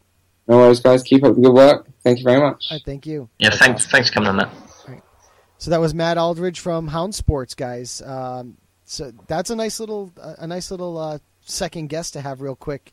I gotta say, just the way things are going tonight. I was looking at the plan for tonight, and I'm like, oh my god, how are we going to be able to cover everything? So, but Rob, I'm gonna go ahead. You first. No, I was about to say, I actually was talking to him to listen on the show and come on the chat, so I thought it would be quite the a good thing for all three of us. Yeah, fantastic. And obviously it's tough to have a bunch of questions prepared. Like Sulaiman, we knew about Sulaiman like last Wednesday, so we get a week to prepare. Where all of a sudden, when we get a guest that we know is knowledgeable in a particular product, we have to shoot from the hip. And I think that between the three of us, we shoot from the hip pretty good, guys. So it's kind of fun. But okay, so I'm running down our show here. Obviously, we covered the African Cup of Nations. Ben, I'm sorry, Rob. I know we just finished the draw for the Copa America for 2015 in Chile, and I know you wanted to cover the Copa Sudamerica. So I'm going to just completely throw the mic over to you. I would like to mention that our simulation of the Club All-Star World Cup is in order right now. 84th minute, Lorenzo Insigne has just tied it up 1-1 between the Serie A and the Bundesliga. So and that's right, I did want extra time, Ben. So pretty cool that's going on. So I'm going to throw it over to you, Rob. I'm going to let you go ahead and pick and choose, man, whatever you want. Copa Sudamerica, Copa America. Do we have time for both? Yeah, man, we can add them both in, definitely. All right, I'll start out with the Copa Sudamericana first, as that's quick. In the first leg of the Copa Sudamerica semifinals, Atlético Nacional played São Paulo, and Atlético Nacional got a 1-0 victory, courtesy of a Luis Carlos Ruiz goal in the 34th minute in Colombia. So I think this match is going to be really tough for Medellin, having to go all the way to Brazil now for the second leg on Wednesday, that match, and see what can happen there. And I guess for this one, Boca Juniors and River Plate in a 0-0 draw at the Bombonera. I actually want your opinion for this match, both of you, since you were able to see the match and I couldn't because I was at a dinner. Ben, so I didn't know what was going on. Ben, you or me? What do you want? Well, I mean, I only managed to watch the first half, unfortunately, because I fell asleep because it was on quite late. I do my best to stay 5 hours ahead, but yeah, I mean, from what I saw, it was the crowd more than anything stood out for me. I know Rob was saying, it's massive. It's such a massive game for them, and it's massive worldwide. It maybe doesn't get as much mainstream attention as it should do because it is. You can see from the crowd, it's just massive, absolutely massive. And I firmly believe that whichever one of these teams wins this game is going to win the tournament, and it's all going to come down to a one-game playoff. And unfortunately for Boca, it's going to be an away game one. But whatever happens, I'm sure it'll be a massive game. And I look forward to the second leg, and I hope that I can watch it. I do my best to watch them, and I think that South American football is it's great to watch, and it is really, really free flowing, and that's one of the things you always notice. Yeah. Hey Joe, what do you think of the match? Me, I've got a couple of reactions. First of all, to the crowd and the atmosphere at the Bombonera that night. My daughter came in to the room as I was watching, and they were announcing the lineups and everything, and there were like these flashing firework type things going off in the entire crowd, and my daughter says, "Is that really fireworks? Who does that? That's crazy for them to light fireworks." So just you have to applaud the fans there for just creating such an atmosphere of excitement. I mean, it was electric. It was amazing to watch. The match itself, for me, I wish had a little more. Obviously, 0-0 draw. It's it was. You can have 0-0 and be extremely boring. You can have 0-0 and be one of the most exciting matches you've ever seen. This one, I think, was somewhere in between, though. It seemed like a huge prize fight without anybody trying to take a knockout shot. That's what it felt like to me, and I just wish there was a little bit more in the final third. Really, Boca Juniors in this one dominated play up front, and River Plate just kind of took whatever shots that they threw at them for a while. And then River started to turn it around and really started to take the play back at Boca Juniors. And then in the end, when both of them gave what I would term to be a decent shot in the mouth to each other, they kind of both backed off and said, "All right, let's play this first 90, and then we'll go play the second 90 next week." So it was one of those things where I think it could have been better played. I think the two teams could have given us better chances. I even was tweeting back and forth with Megiddo about this match that it was like it just wasn't quite the excitement. Like, let's say, Rob, when we watched Nacional San Lorenzo in the Copa Libertadores, that was, to me, that was a lot more exciting. That match was just a lot more exciting. So, but it was a good match, and I am excited because that next match, that second leg, is Thanksgiving night at about, I think, 6:30 or 6:45. 6:45. Yeah. So for here in the United States, you're going to get it on Fox Deportes. It's going to be something that's going to be great to watch, and we're all going to be home, fat and lazy after Thanksgiving and eating all that turkey. We're going to get a chance to watch some quality football there. So I would invite people to go and get Fox Deportes and actually watch that match. So, those are my 2 cents on it. Do you have any expectations for the second leg? A goal. Okay. Would you want penalties and extra time? No. I actually can't stand penalties and extra time, but I would like to see. I think a 1-0 victory would be fitting for either side at this point. Okay, depending, after what we saw in the first leg of the match, if the second leg is played similarly, I think 1-0 would be fitting, but not a cheap goal, something of quality. I wouldn't want to see a stupid goal on a deflection. I would want to see something of serious quality. and that would be a fitting end to two great teams, battling it out. Okay. So, you want me to cover the Copa America now? yeah, go for it. Okay. In the Copa America, Group A, it's going to be Chile, Mexico, Ecuador, and Bolivia. Group B, the supposed group of death, as you could say, Argentina, Uruguay, Paraguay, and Jamaica. And in Group C, Brazil, Colombia, Peru, and Venezuela. The way this works, it's 3 groups of 4, so that's 12 teams, and the top 2 from each group, which is 6, plus the top 2 best third-place teams from either group, qualified to make 8 teams that get simulated into a quarterfinal, semifinals, and so on. Right. Just as a prediction, if I had to make some choices, and I'm looking at the groups here now, I think in Group A you're probably looking at Chile and Mexico advancing, with Ecuador being one of those third place teams. I think in Group B, Argentina and Uruguay, with Paraguay being a third place team. And I think Brazil and Colombia easily breeze through in Group C. The only thing that I would worry about is, I think for Paraguay to be able to do that, or Ecuador to be able to do that, and move on as their third place sides. If they end up losing the 2 matches against the 2 teams ahead of them, they would have to keep that goal differential down. Or I would want to see like Ecuador pull out a draw against Mexico, or Paraguay possibly pull out a draw against Uruguay somehow. Otherwise, you're going to have to worry about the Peruvians in Group C, possibly stealing a point here, or blowing out a Venezuelan side, and then advancing that way. So, Rob, what are your thoughts on the draw so far? I thought it was interesting. Obviously, that I'll just go in order. Obviously, Group A is an interesting one. Mm-hmm. Chile, Mexico, and Ecuador, 3 teams that made the World Cup. So, I if I had to make some expectations, I think Chile and Mexico will go through, and Ecuador possibly getting the third place. In terms of Group B, I think that's going to be a really interesting group. Mine is Jamaica alone. You have Argentina, Uruguay, and Paraguay. Good, big three neighbors, actually, if you think about it. Right.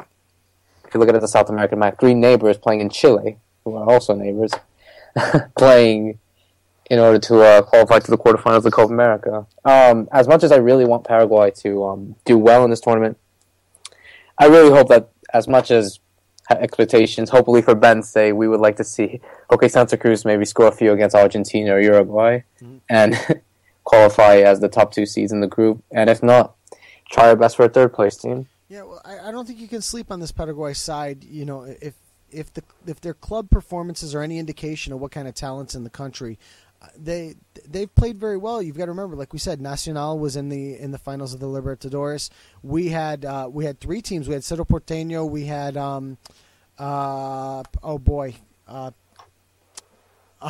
Nacional, and we had we had 2 other teams in the quarterfinals of the Sudamerica. Cerro Porteño. And then we had. And Capiatá. Capiatá was the one that was the young side, and I thought there was a third side as well from Paraguay that was in there, but I could be wrong. I don't think. But we speaking of that, they recently, in the last call up against Peru, they actually called up Antonio Franco, who was that goalkeeper for Capiatá, if you remember. Yes. Yeah. They called him up, and he actually played the match against Peru. I think it was on Tuesday. Okay. And I thought he did well, to be honest. Do you have a final of that match? They played 2 matches. One Friday against Paraguay. Peru played in Paraguay 2-1, courtesy of goals from Angel Romero from Corinthians and Darius Gonzalez, who plays in Basel. Okay. And the other match on Tuesday was Paraguay-Peru in Lima, Peru, where they ended up losing 2-1, even as Paraguay were up 1-0, and actually Peru were playing with 10 men because Paulo Guerrero was sent off at the time. So right after that sending off, Antonio Franco came in, and I guess I could be wrong then here of what I've said that he did well, but they ended up conceding 2 late goals in the last few minutes of the match. Okay.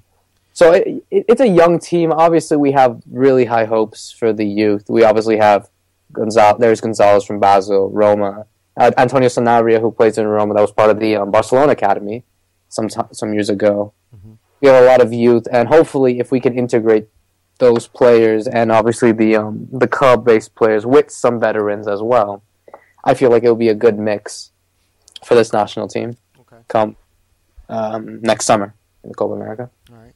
So you know what? Because I'm just looking at the clock, and I know our next guest, Xoel Cardenas, will be on in about 30 minutes. So we've got 30 minutes to whip through the league. So I'll tell you what, I'm going to leave the mic in your lap, and I'm going to let you kick off La Liga. So this way we'll run through, leaving aside the spectacular Lionel Messi and the feats that he's accomplished. Right. We're going to save that stuff for Xoel. So go ahead and give us La Liga, man. Yes, we'll do. On Friday, Atletico Bilbao took on Espanyol in a 3-1 victory. Saturday, Atletico Madrid defeated Malaga 3-1. Real Madrid took on Eibar. Well, Eibar hosted Real Madrid a 4-0 victory. And I don't know if anyone saw this, but I don't know if you have or Ben has. Have you seen the vine that Sergio Ramos did? He kicked the ball to a cameraman, and because of the fact that the stadium is really small and the pitch is that close, the ball went up to the air and ended up hitting the cameraman. He kicked the ball up and ended up hitting the cameraman. Wow. I'll try to find a vine. I'll try to find a vine of it. Well, you guys are doing the league, but besides that, it was really funny. Barcelona 5-1 victory against Sevilla at the Camp Nou. Deportivo La Coruña 0-0 against David Moyes' first match in charge of Real Sociedad. 0-0 draw in La Coruña. On Sunday, Rayo Vallecano 1-0 against Celta Vigo. Levante, I think this was the shock of the weekend, 2-1 victory against Valencia. Wow. And Valencia have been off form for the last few matches. Elche tying 2-2 to Cordoba. And to wrap it up, the last match of the... actually, two more matches, sorry. It was Villarreal beating Getafe 2-1. And today, Granada 0-0 against Almeria. In the table, it's Real Madrid still in first place with 30 points. Barcelona rounding up second place with 28 points. Atletico Madrid third with 26 points. Valencia in fourth with 24 points. Sevilla with 23 points in fifth. And in sixth, Malaga with 21 points. And Eibar currently in 12th in the league. All right. Do you have a match for the week for us? Yeah, I think I do. I do indeed. The match of the week for me, I think it's going to be... hang on. I think I'm going to... here we go. Sunday, Valencia is hosting Barcelona. So I think that surely is going to be a really important match because I think given the Valencia win, they could probably take advantage of Barcelona and moving up to the top third spots of the Champions League. So that should be a really interesting game to watch. Want to give us a score prediction? I'm going to say, I'm going to be a little biased here, but I think Barcelona is going to pull this through 2-1 victory in Valencia. Okay. All right, you're on the hook for it. Thank you. So that is La Liga for us. I'm going to take us over to Ligue 1 and give you the scores from this past week. Starting on Friday, PSG on the road beating Metz 3-2. On Saturday, Bastia and Lyon played to a 0-0 draw. Rennes on the road beating Guingamp 1-0. Lorient at home beating a 10-man Lens 1-0. Monaco 2-2 draw with Caen. Nice 0-0 draw with Reims. And on Sunday, Nantes by the same score 0-0 against Saint-Etienne. Montpellier 2-0 home win against Toulouse. And in our featured match, we had Marseille 3-1 over Bordeaux. My prediction, I believe, was 2-0 for Marseille, so I got that right, but the wrong on the 2.5 over-under, Ben, as we like to try and pull there. In this particular match, Bordeaux had taken the 1-0 lead on a goal in the 54th minute by Thomas Touré, only to be outdone by Mario Lemina in the 59th minute. Andre-Pierre Gignac in the 84th minute scoring the game winner, and then an insurance goal by Batshuayi. Oh my God, I'm going to butcher his name. Batshuayi, close enough. Michi Batshuayi in the 88th minute scoring to close this one out for Marseille. Shots on this one were 26-12 in favor of Marseille, and Marseille held 58% of the possession on this one as well, hitting the crossbar also in the 50th minute. Baptiste Alloué had hit the crossbar on this one, so Marseille continuing with their winning ways, gentlemen. Moving forward, they're still holding that position, that first place position over a hard charging PSG. PSG is currently on great form, winners of 5 straight. Let's go through the tables quickly. Marseille again leading the way on 31 points. PSG in second on 30, 1 point back, and again winners of 5 straight. Lyon in third place on 27 points. Nantes and Bordeaux on 24 points each. In 6th place, Saint-Etienne on 23 points. Rennes on 22. And then 8th place, Monaco and Montpellier on 20 points. Reims on 19 points in 10th place. Propping up the bottom of the table is RC Lens on 11 points. Guingamp on 12. And then Evian on 13 points. Just outside the relegation zone on goal differential, we have Lorient and Caen also on 13 points. Bastia on 14. Lille with the previously mentioned Vincent Nyema on 16 points. They are losers of 4 of their last 5. Toulouse on 17 points, and Metz and Nice rounding out the bottom half of the table on 18 points. So our featured match for Ligue 1 for this week is going to be on, I just lost it here. It is, I seem to have lost the fixture. Here we go. It is on Friday, November 28th, this coming Friday. We have Marseille at home to 4th place Nantes. Now, Nantes has not lost a match in their last 6, 3 wins and 3 draws, while Marseille has a 1-0 loss to Lyon and a 2-0 loss to PSG in their previous 6 matches. But playing at home, they're a very tough side to play. I'm going to go with a Marseille 1-0 victory in this one to kind of break Nantes' winning streak and move forward. So, and again, Marseille's only drawn 1 match so far this season out of 14, 3 losses, where Nantes actually has 6 draws on the season, so almost half their games. So that's going to wrap up our Ligue 1. I'm going to throw it over to Ben quickly if we haven't put him to sleep yet, and he'll give us the Bundesliga rundown. Yeah, no, I'm still here. I'm still awake. I'm listening to results from the other domestic leagues. I'm paying attention. We did have a predicted match. I took the Bayern Hoffenheim game. I went for 2-0 to Bayern. It actually finished 4-0 to Bayern, so I got the result right, but not the scoreline, obviously. Just a couple of stats: 17 shots and 9 on target for Bayern, 11 shots and 5 on target for Hoffenheim. 65% possession for Bayern. Business as usual for Bayern Munich after the international break. Seeing off a 10-man Hoffenheim team. Götze and Lewandowski giving Bundesliga champion a 2-0 lead at half-time, and then it was Robin and Roda, and then it was a late red card for a foul on Dante from Hoffenheim. If you get a chance to see it, the first goal by Mario Götze is a great goal, 25-yard curler, top corner. Definitely worth watching, so if you get a chance, go and watch that.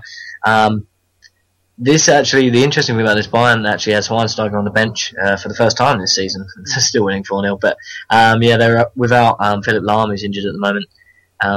But the interesting thing was the team that Guardiola picked for this game. Hoffenheim, like I said, then now no slouches. They'll be in and around Europa League, and he picked a team with Robben, Götze, Ribéry, Müller, all supporting Lewandowski. So there's no respect at all from this Bayern team. They're just walking over teams for fun.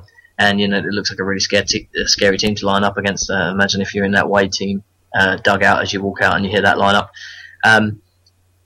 Ironically, Hoffenheim had the first 2 chances to open this game up. Old Blackburn player, Anthony Modeste, didn't impress me at Blackburn, but he's gone on to Hoffenheim and done quite well. But obviously he couldn't put any of his chances away. And Bayern just stormed over him after that, after the first goal went in. Bayern 7 points clear now over Wolfsburg and Mönchengladbach. And, it looks like a third title is becoming more and more likely as the days go on. One thing for me that stands out really, and it's obvious and we say it all the time, but it just looks like the golfing class in this league between Bayern Munich and the rest of the field is so very, very apparent. And but no disrespect to Hoffenheim, they lost 4-0, but I think teams expect that, especially going away to the Allianz Arena, and I'm sure Hoffenheim will just put it behind them. For the rest of the games from the Saturday, we had Schalke beating Wolfsburg 3-2. Like I said, Wolfsburg in second. Borussia Mönchengladbach losing 3-1 at home to Eintracht Frankfurt. That's a surprise, really, because Mönchengladbach were in joint second before the game. Mainz drawing 2-2 with Freiburg. Hanover losing 3-1 at home to Bayer Leverkusen, which has brought them back into the Champions League race. Paderborn drawing 2-2 with Borussia Dortmund. Borussia Dortmund still, not getting their league going yet. And Cologne losing 2-1 at home to Hertha Berlin to round off the Saturday. 2 games on the Sunday. Hamburger beating Werder Bremen 2-0 at home. And Stuttgart losing 1-0 at home to Augsburg. We'll just run through the league before I go to the preview game. Very close league, the Bundesliga is, apart from the top position, but I'll run it down. Bayern Munich on 30 points, top of the league. 9 wins, 3 draws. Still only letting 3 goals, guys, in 12 games. And then it's Wolfsburg on 23 points, 7 behind, who have actually won 5 of the last 6. And then it's Mönchengladbach and Leverkusen on 20, 3rd and 4th, respectively. Hanover at 19 points, 1 point behind. Augsburg, 18 points, 1 point behind them. And then Schalke and Hoffenheim on 17, and Mainz and Paderborn on 16. But if you look at the Bundesliga, from 8th all the way up to 3rd, there's only 3 points. So, and it's only 4 points from 10th up to 3rd. So it's a really, really close league when you come outside of Bayern Munich. Going down, looking at the bottom half of the league, with Stuttgart propping up the table with 9 points, and then Werder Bremen on 10. We've got Borussia Dortmund in the playoff relegation zone on 11 points, and then we have Hamburger and Freiburg on 12. Just before I go to the preview game, guys, I just want to kind of talk a little bit about Bayern Munich, just briefly touch on it. But it just seems, once again, we're seeing the same old thing, guys. It's just Bayern Munich absolutely running this league. Yeah, I agree. It's amazing. I was going to bring it up if you didn't, that the fact that they've only given up 3 goals so far in 12 league matches. They haven't lost a match yet. 3 draws. Most recently being the 0-0 draw with Borussia Mönchengladbach a few weeks ago. This team, Ben, I got to tell you, it's almost boring at this point, where it's almost not worth watching anymore. Or you just wipe out the Bayern Munich side of it, and it's worth watching from 2 through like 8. And it's going to be interesting to see what Borussia Dortmund can do to get out of this hole that they've dug themselves and possibly jump back into some of these races. But otherwise, to me, it's fun to watch Bayern Munich for Bayern Munich, but it's not fun to watch them in relation to the league itself. I think something that I found interesting, I don't know if you agree, Joe, and I don't want to be detrimental to the teams that are coming out of the Bundesliga that are taking the Champions League places.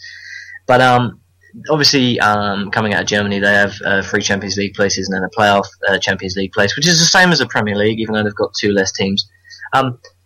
But what I find quite interesting, Joe, is that Bayern Munich, brilliant team, and better than you'd have to say better than Chelsea, but still, the teams that are pressuring them, and in 2nd and 3rd, usually, maybe not so much this season, but in general, there's still a lot of class there. And I'm not saying Wolfsburg and Leverkusen aren't good teams; they are good teams. But to give the 4th best team in Germany, a real shot at qualifying for the Champions League, it almost seems, I know it's a little bit political to say it, but it almost seems that, is the 4th best team in Germany really good enough in comparison?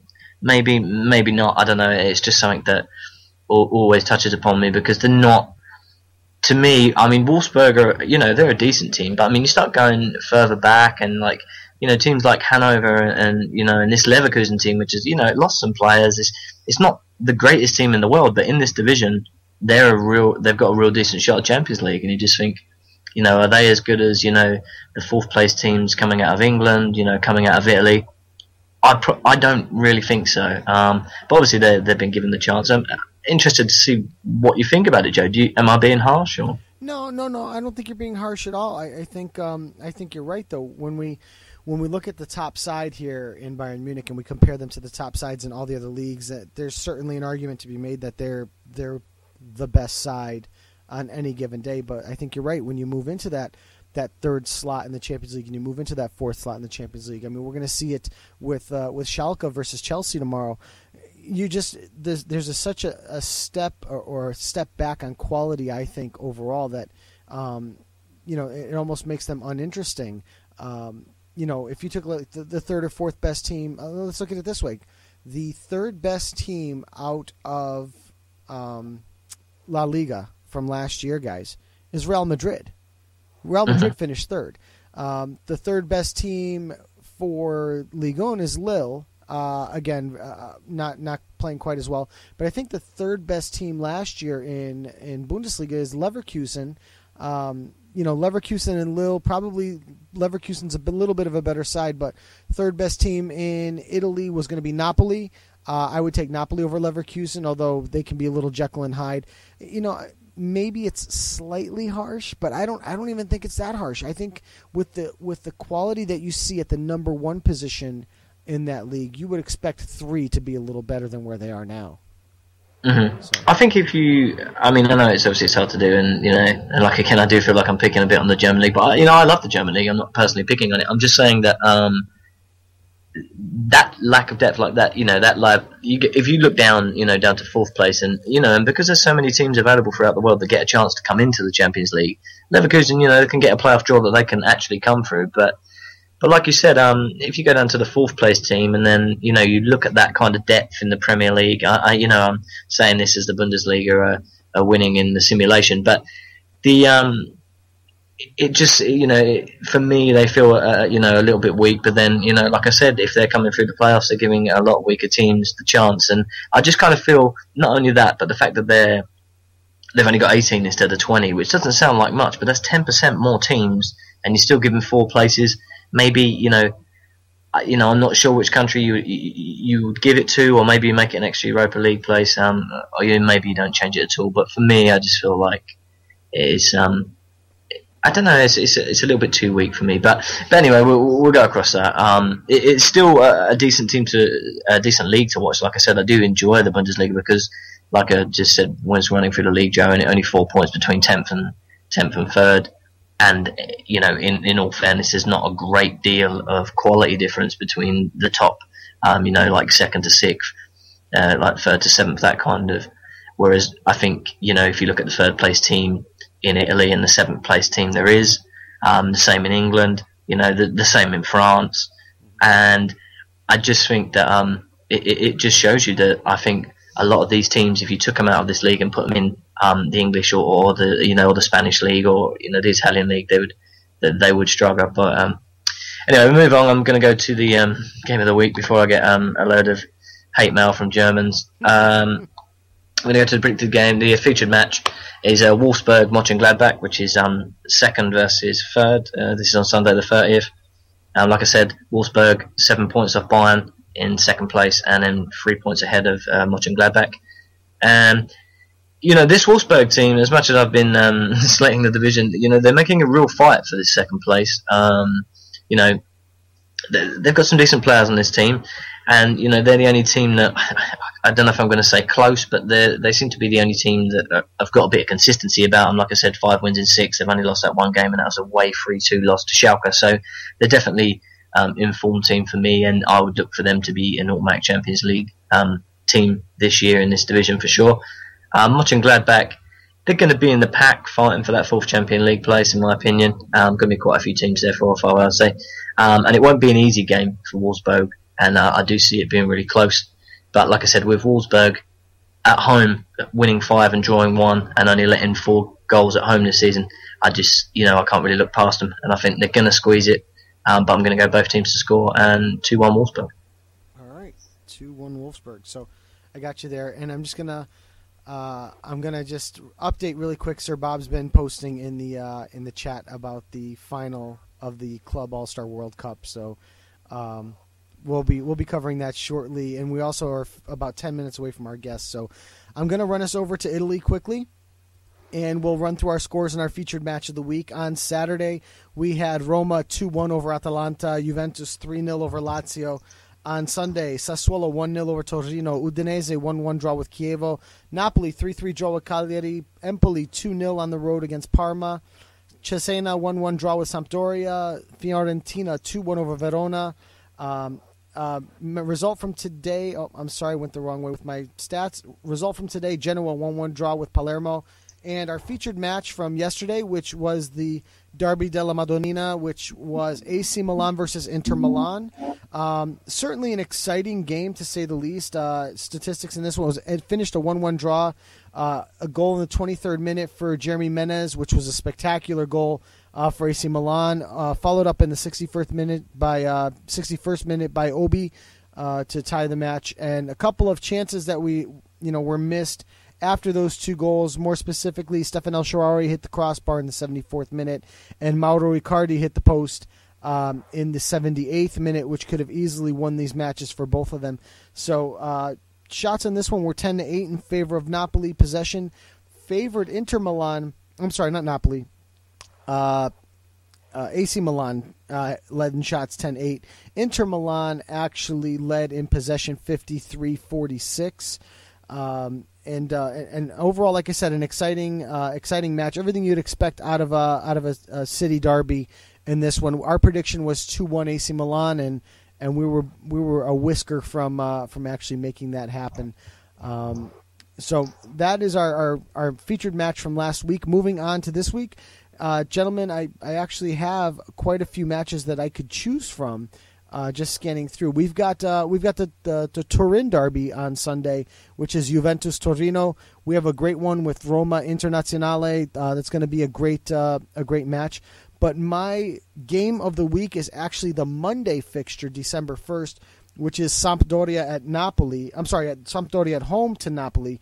If you guys remember earlier, were really challenging Juventus and Roma. They hadn't even lost a match up until about week 8 or week 9 into the season.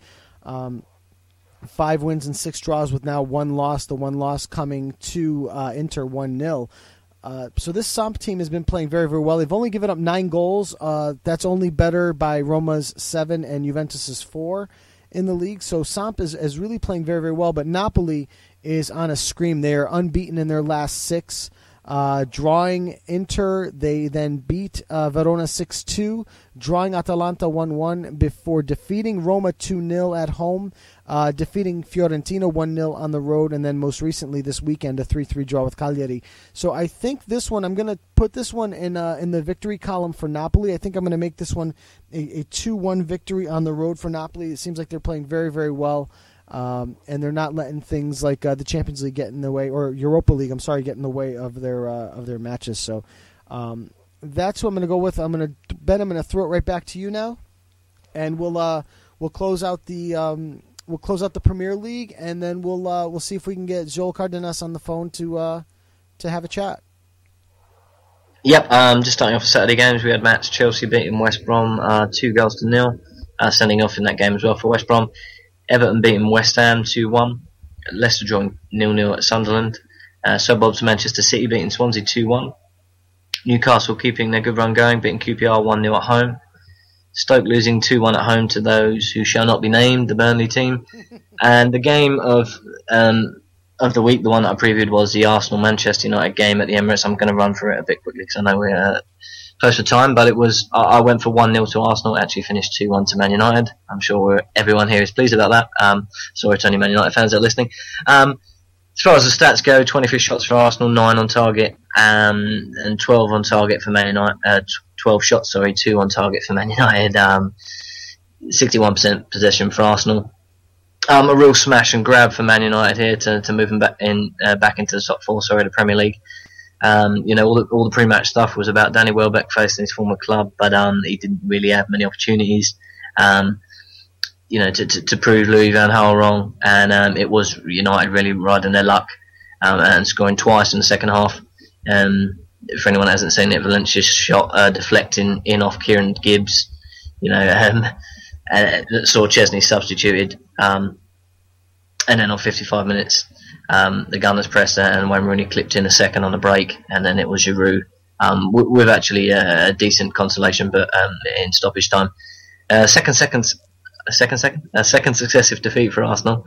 Try saying that, tongue twister. They were completely dominated the first half, but they just failed to beat David De Gea, and it was really, like I said, comedy defending from Chesney. He came out to palm away a deep cross, but then was clattered into by Gibbs. It drops to Valencia, who drills it completely off target, looks to be going wide, hits Gibbs, and then on the ground and deflects into the net.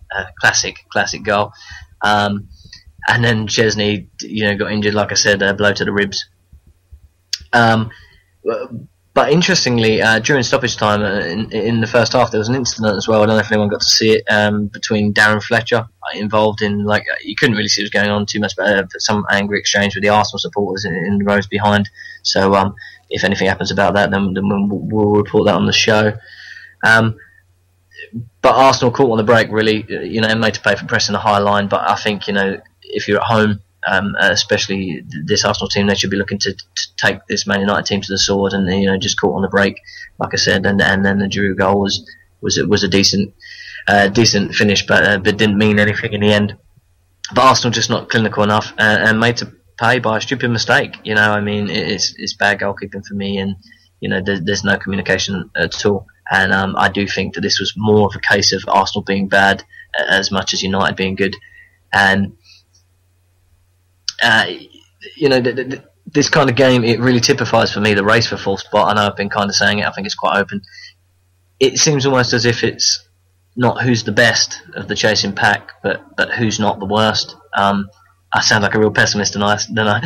But yeah, for me, it really does feel like that. There's no consistency among the teams outside of, Man City is starting to get some results back, and no one's questioning Man City. They'll be there or thereabouts. Everyone knows that. But when past that, the next, 4 or 5 teams, there's no consistency at all. And if any one of these teams can put a run together, then they're going to make Champions League, and I think they know that. And I think any managers and coaching staff, they must be saying it if we're saying it. But I think after the Chelsea Man City gap, it's widened. It seems to have widened a bit. Like I never remember the league being quite this open. Just going to send it to you really, really briefly, Joe and Rob. Do you think it's widened? It seems a lot more open between third and 7th and 8th. What do you think, Joe and Rob? Just quick. I'm sorry. Could you repeat the question? I was just typing a message to our next guest. It's okay. I was going off. I was just saying that I think after the Man City and Chelsea in the top 2 spots, that kind of 3rd to 7th, should we say, all those teams, they seem to just be a lot closely rammed together, and there's no consistency. And it just feels like there's a bit of a gap one in between Chelsea, Man City, and the next group of teams. I'll just say briefly what you thought about it. I've got the table up here on my screen, and just like you said, the Chelsea, Man City, and then there's kind of a gap. There's kind of a gap in quality. I'm surprised to see Newcastle actually have made their way all the way up to 19 points and in 5th place, tied with Man United. I'm surprised that we haven't seen more out of Arsenal, Everton, and Tottenham, kind of currently all on 17 points each. Southampton has really made a nice little gap between themselves and some of these other challengers, like United at 19. They're 7 points ahead of some of these teams. I honestly, guys, I think Southampton's here to stay. Only giving up 6 goals on the season. That's 5 goals better than Chelsea at the moment. Who hasn't lost a match yet this season. I think we have to talk about Southampton in the top 3 as opposed to talking about United making it into some of these spots. I mean, Rob, what are your thoughts on that? Yeah, I've been quite surprised at the way Southampton has been doing so far this season. It's interesting, and to be honest, I really hope that they can make it into top 3 with not seeing maybe Manchester United or Arsenal even in that position. I'm also I'm going to agree with Ben right there and say that yes, it is indeed the gap from 4th to, what were you saying, it was 8th, if I'm not mistaken, Ben? Yeah, 4th. Yeah, I mean, obviously the Southampton team, I think decent team. They are a decent team. I'm not taking anything away from them, but I don't expect them to stay second. I think they'll be in the pack chasing for the 4th position. I do think they'll be. I believe they'll make Europe in some way.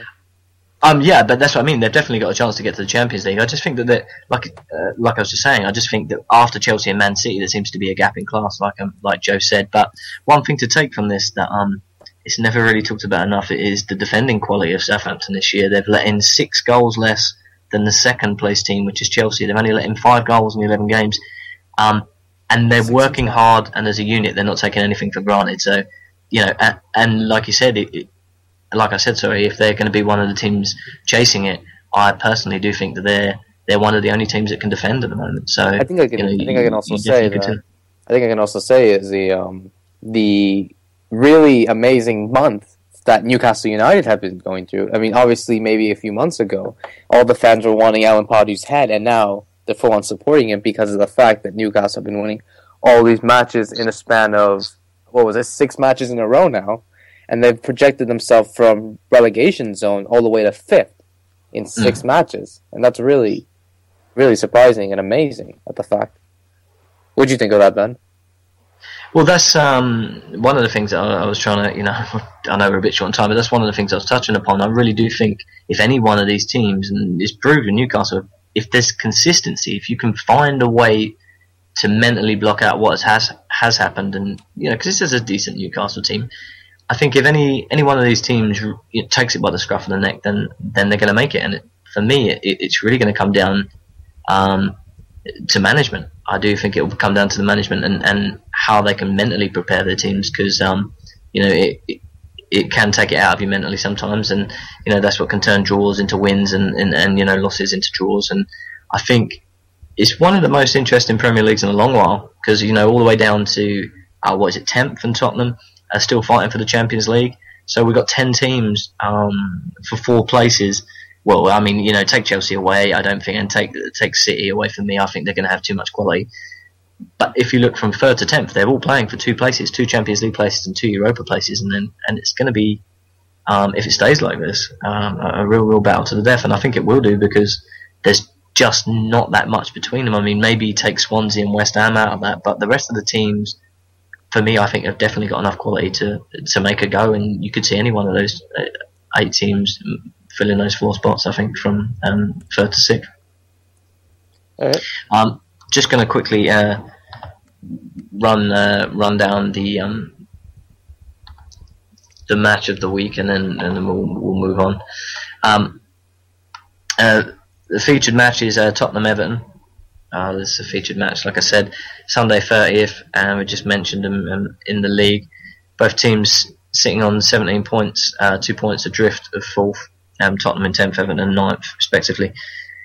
Both teams be looking up at the Champions League places, and those 3rd and 4th places, should I say. And you're part of the 16 pack, like I just said, playing for Europa and Champions League.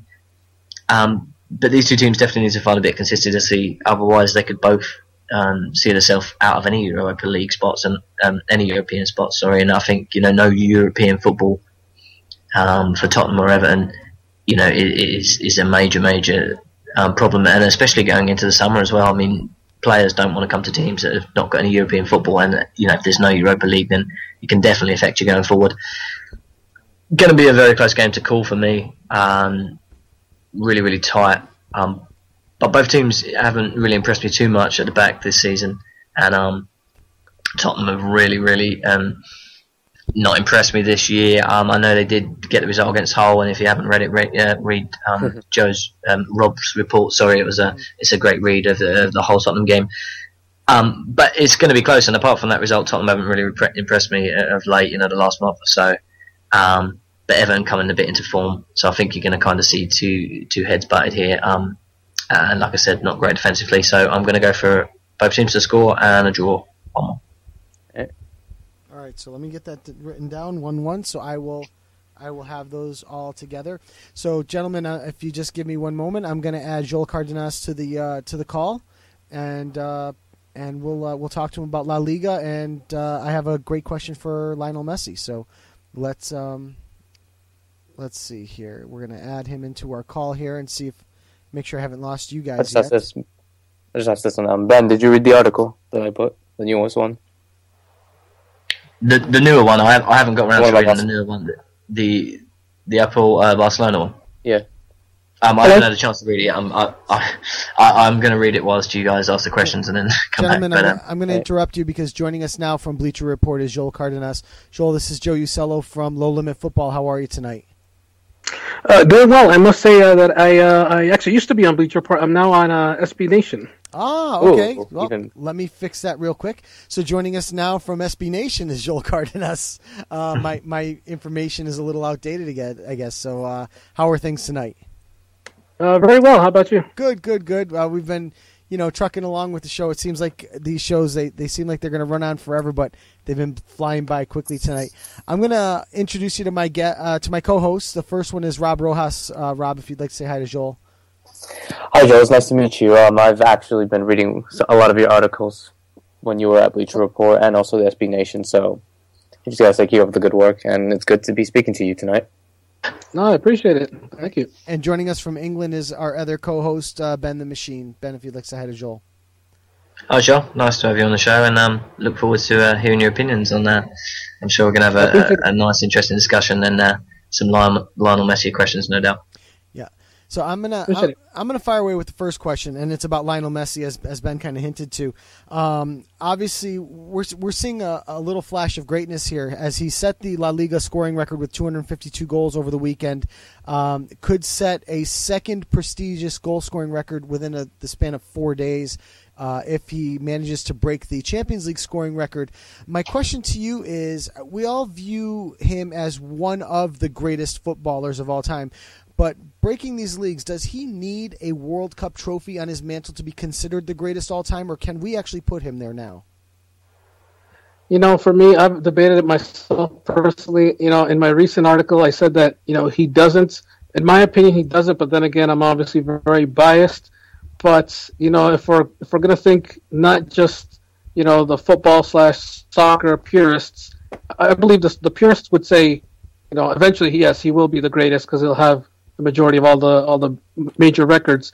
And they'll say he is the greatest of all time. But if you're looking for the common sports fan, or somebody that just, maybe just looking at the records and looking at, accomplishments, they'll say, well, he's missing the title that's Maradona or this guy named Pelé has, or, etc. And so, I think for the purists, they would say, Messi will go down as the greatest eventually of all time. Maybe not now. Maybe some of them wouldn't say that right now, but when his career is over. And for me, I've always thought that Messi, of course, a World Cup would be great, but he also, if he can get, a Copa America title with Argentina, that would be big for his legacy. I think we all can agree with that. Yes. And so next year with the Copa America, let's not count out that, that trophy, not just for the continent, but also how important it would be for Messi and this generation of Argentina, not just Messi, but, you got Mascherano, Kun Agüero, Di Maria. They're all right now in their prime or just about to fade out of their prime of their careers. So, this might be the last great run for Argentina to get an international title here. So we have to take a look at how Tata Martino also works his way with the team. Okay. I'm going to throw you over to Rob. I know Rob has the next question for you. Yes, hi, Joel. Going back to the talking about Lionel Messi. Obviously, Lionel Messi has scored, has broken the record of Temo Zara's with the hat-trick against Sevilla with 272 goals. I guess I have a sort of a two-part question. Well, one question is, what was your reaction towards Messi breaking that record? How did you feel once he's broken the record? Once he broke the record, I mean, we all felt it was coming, but for me, it just more justifies, or I guess for me as a fan, justifies that, we are witnessing, a once-in-a-lifetime player and just to savor. And that's what I tried to do with my recent article, is tell people that it's very difficult to try to, savor a moment and say, I watched it on TV, but just, fully embracing it, especially now, with social media, with everything, we seem to have a memory of just, 10 seconds and we're forgetting about, what happened soon after. And so with this one, he broke the record, but it's something important. It's something that it needs to be, remembered and not just, forget about it just for a while or just because he has more records. Let's not forget about this one. And at the age that he's done it, and at the position that he's in, not being a pure striker and just the way that he's had to work so hard to get his goals, especially coming from basically from the midfield, a lot of times to come and get his goals, especially in recent years. Obviously, when he started out, he was at the right. But I think we need to just continue to remember just how special this player is.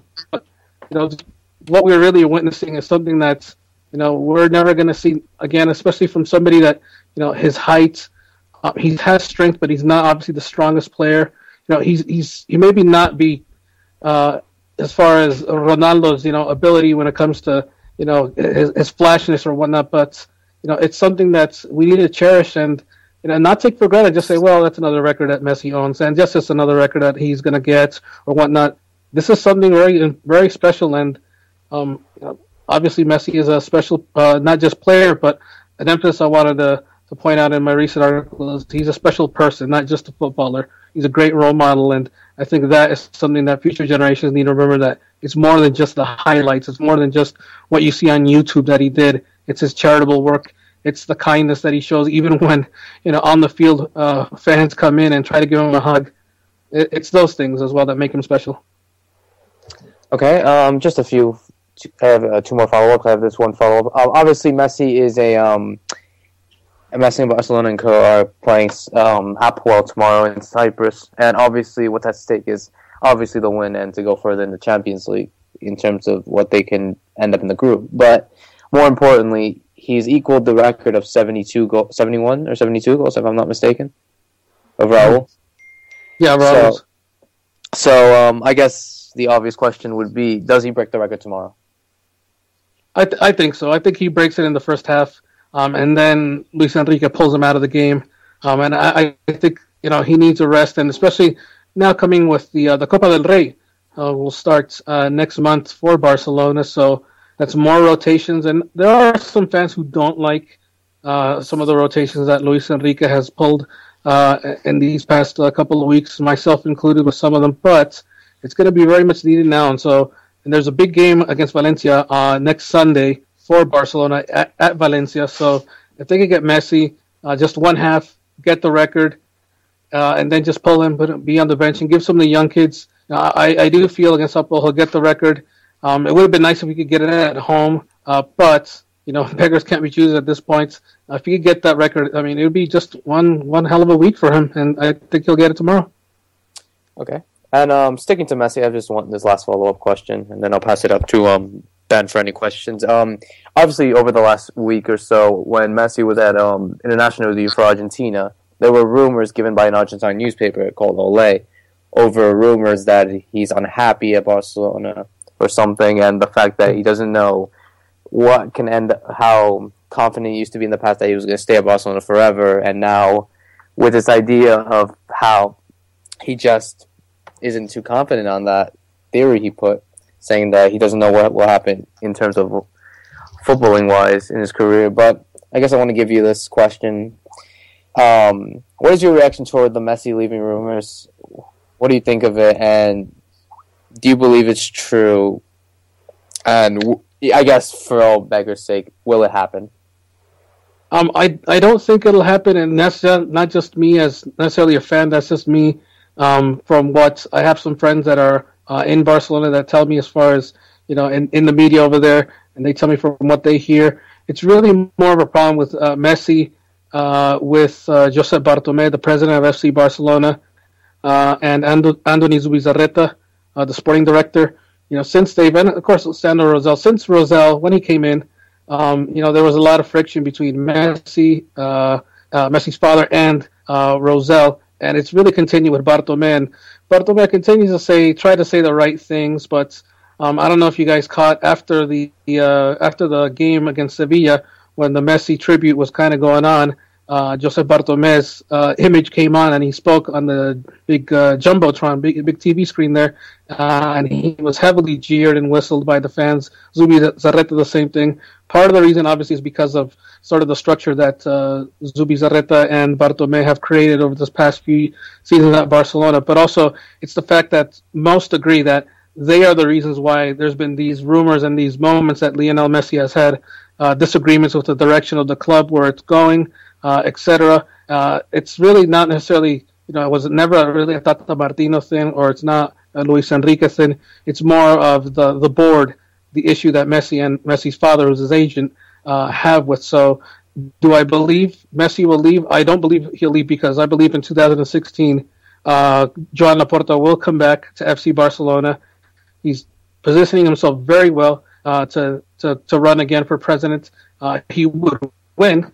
He would have been fairly easily. In fact, the socios are favoring to have him come back, just because what has happened over these past few years with Barcelona, not just with the questionable signings, obviously, can't really sign a natural defender, and seems like 4 years now.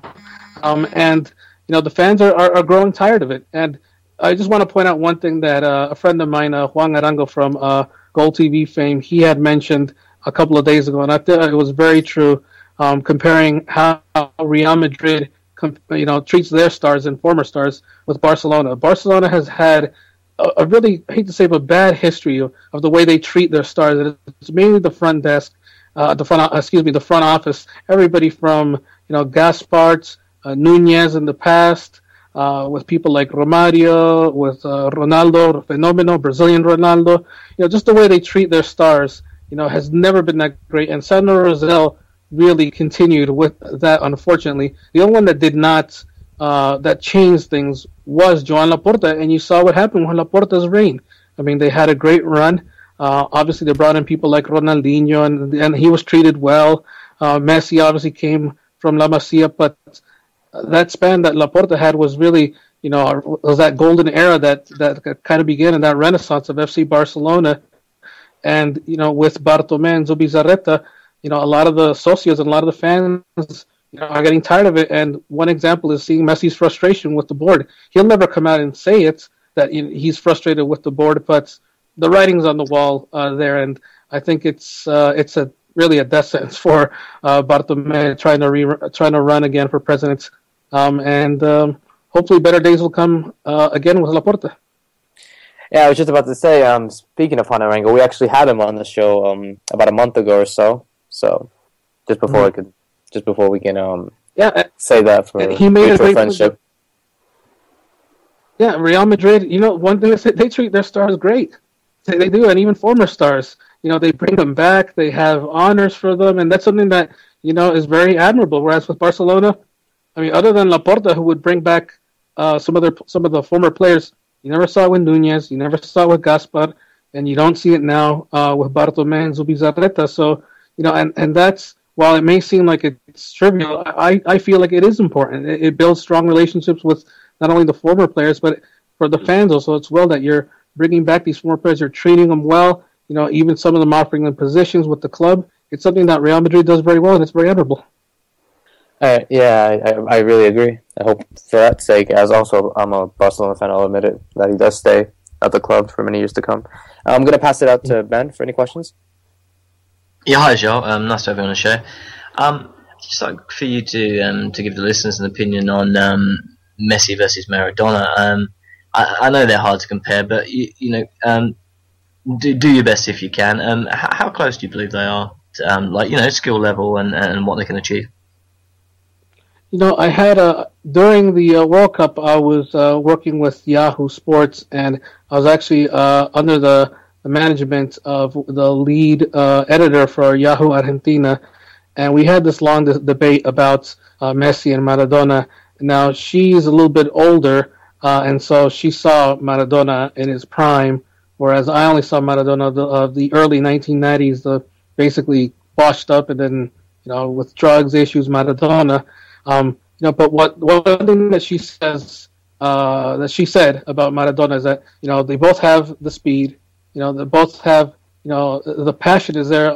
The thing about Maradona is he'd wear his heart on his chest, as weird as that sounds, on his shoulders, I'd say, because every time he was out, he was giving everything, but he showed it emotionally as well. Whereas Messi, he doesn't show, and he gets frustrated. He doesn't even really show. He just kind of tilts his head down. He doesn't have that sort of passion that we could even say, people like we've seen Zidane or Ronaldo or some of these other players that have shown. And for some people, especially in Argentina, that rubs people the wrong way, that, Messi is not expressing himself as far as being a leader. And that's where some people question Messi's leadership, especially now with him being captain of Argentina and trying to lead them. Obviously, he tried to lead them to the World Cup this past summer, and now trying to lead them to the Copa America. But the one thing that with Maradona, as far as the legs were there, so was with Messi. Maradona was more of the sharpshooter. He had just that ability, whereas with Messi, I mean, obviously he has an eye for the goal, but it's not as much as Maradona. Maradona had a much more natural ability for that. Maybe a little bit more comparable than nowadays with Ronaldo, for example, than with Messi. But with Messi, that's the dribbling. The dribbling is better. That's just my opinion. Some people might debate that. But for me, overall, as far as an overall player, I'm going to go with Messi because of the passing ability as well. Not that Maradona did not have the ability to assist. He did. But we've all seen what Messi has done, especially when Guardiola came in and what he's done, his ability to assist I mean, he's basically another midfielder in there to go along with Xavi and Iniesta, and of course nowadays with Rakitic. But that ability is something that Maradona didn't necessarily have, and I think that gives Messi the advantage. Okay, well, you heard it here first. Xoel Cardenas believes that Messi's better than Maradona. No, I mean, everything you said is on point. It's really interesting to listen to. That's why I wanted to get your opinion on this. A similar question now, but this is the age-old discussion between loads of people worldwide. But who better than you to talk about this? But maybe give us a similar kind of opinion, but on Messi versus Ronaldo. You know, Ronaldo, as far as, you know, the ability to score goals, they both have it. You know, the one thing about Ronaldo is, you know, I got to admit, when I see Ronaldo and I see him just running down, you know, you just have that feeling that, you know, he's going to score. He's more, you know, for those that maybe, you know, want to compare it to another sport, it would be, you know, Ronaldo is more of, you know, of Kobe Bryant. You know, he's going to come at you and he wants to score. He wants the ball. You know, he can assist, but he's not really going to assist. He's going to take it himself. Whereas Messi, he's more of a LeBron James, whereas he's going to take it, you know, but maybe he's going to do, you know, 2 or 3 moves, whereas Ronaldo would do probably just 1 or 2 moves to fake out, you know, whether it's the defender or the keeper, whereas Messi, maybe he'll just try to, you know, go around you, or maybe he's going to try to go around and then he's going to lob it over you, whereas Ronaldo's more of just a straight shooter. He just wants to go for it. So, you know, both are obviously great. You can't go wrong with either one. For me, obviously, I would take more Messi for not only just the more dribbling abilities, the ability to assist, the ability to pass the ball. That a la, for example, as I was using the LeBron James, Kobe Bryant reference, you know, I'd rather have somebody that's gonna, you know, can be able to distribute, and especially now with Messi having both Neymar and Luis Suarez there, you know, it makes it so much easier for him. And Neymar facilitates. We've seen Neymar has become a great assist man for Messi in these past few weeks, and so I think that, you know, distincts a little bit more. Whereas Ronaldo, as far as with free kicks, you know what, I'm going to give the edge a little bit more to Ronaldo. I'll admit that. You know, I think his ability, the distance that he has much greater ability to get a goal from a longer distance than Messi does when it comes to free kicks. But other than that, I'll still take Messi. Okay, good answer, Joe. Okay, I'm going to hand you over to Joe, who's got a few more questions for you. Yeah, I definitely do, Joel. First off, I do know that La Liga is not your only league that you follow or cover. I know you're well-versed in all the major ones in Europe. So I want to change gears a little bit now and go to a discussion that Ben and I and Rob had just probably about 45 minutes ago, about the Bundesliga. We were talking about how Bayern Munich is really a class above everybody in the league. They're currently, I believe, 7 points ahead of second place. You know, again, you've almost locked up the Bundesliga title, and we haven't even hit Thanksgiving yet, let alone Christmas. Yeah. And is it a good thing for the Bundesliga to be this way? Because we saw it last year, and clearly Bayern is you know, great quality. They can compete in the Champions League. They're one of the favorites to win it. But once you get past first place and you get into second, third, and fourth, is the Bundesliga deserving of having those four Champions League playoff spots, or should they be giving one of those up because there's just not as much quality there? No, I agree with what you just said right now. I think they should give up one of them. I mean, as much as I enjoy watching the Bundesliga, you know, myself, I enjoy watching Bayern, you know, obviously for Guardiola reasons, but also just, you know, everything, the way that they played it, especially over these last 5-6 years has been great to watch. But, you know, and they do have a good system when it comes to sharing money from the television deal. So, you know, that is something that I wish La Liga had, which is it's completely lopsided. It all goes to Barca and Madrid, and a little bit to Atletico. But, you know, the way the Bundesliga has it, it's much more evenly distributed. But then again, of course, Bayern and Dortmund still, you know, dominating as far as getting in more money from the TV. Nevertheless, you know, for me, I don't think there are deserving of 4 spots. And I know some people say, you know, well, who do you give it to? Do you give it to Serie A? Have you seen Serie A? Okay.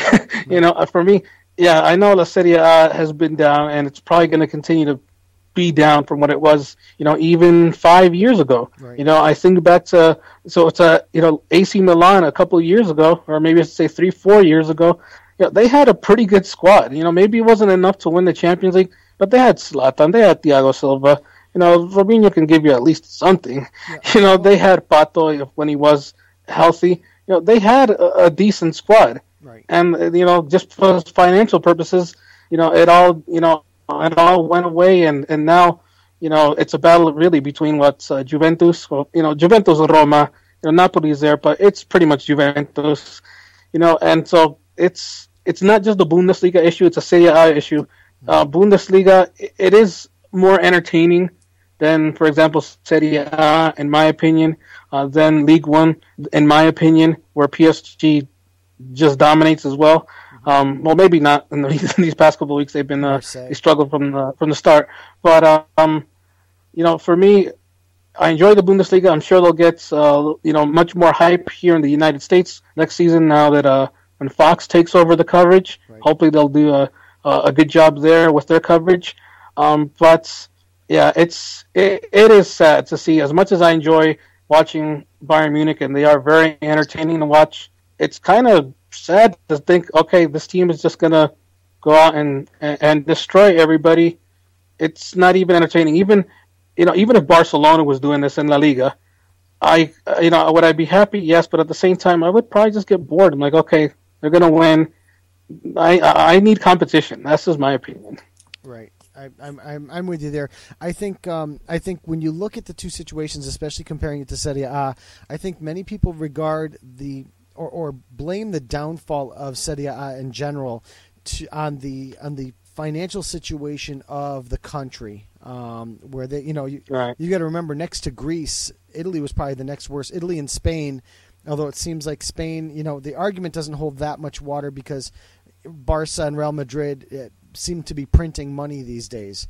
It's tough to agree with that argument, but I can see the idea behind it. And when you apply that argument, the German sides, Germany in general doesn't have an excuse. Talk about great economies in Europe.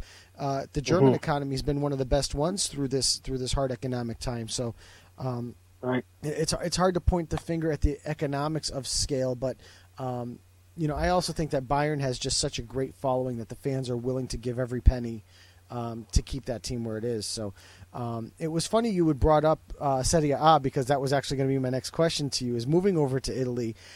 We talk about Juventus and Roma, and I think the gap between Juventus and Roma this year has gotten a little smaller. And we just had Matt Aldridge from Houndsport on a little earlier, who seems to think that there's good potential that Peter Cech is going to be going to Roma, probably in the summer transfer window, not the winter one. But Peter Cech would be going to Roma, which would replace Morgan DeSantis at Roma, and really be a huge upgrade for that side, and really cause some problems for Juventus moving forward. But I guess the long way to my question was, we certainly agree that Roma and Juventus are top two class in Serie A, and I think there's a break between those two and the rest of the league. Who do you put in there, if not Napoli, who has had a run of form, a good run of form lately? Sampdoria made a push early in the season where they hadn't lost in their first 9 or 10 matches. Is there another side that you would want to put in that argument that could possibly make a little push to maybe at least push Roma and Juventus at the top of the table? For me, no. I thought about maybe Lazio when the season started. Definitely not AC. I think they have a long way to go, even though I believe they're somewhere in the middle of the top table. And Inter as well. Not necessarily. I thought it was always going to be a 3-horse race, with sort of Roma having that edge as far as trying to challenge Juve.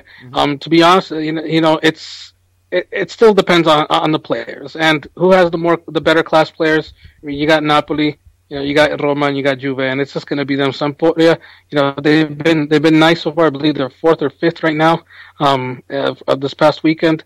But for me, it's still going to come down to La Roma. It's going to come down to Juve, and I believe they're right now separated by 3 points or 4 points at the top of the table.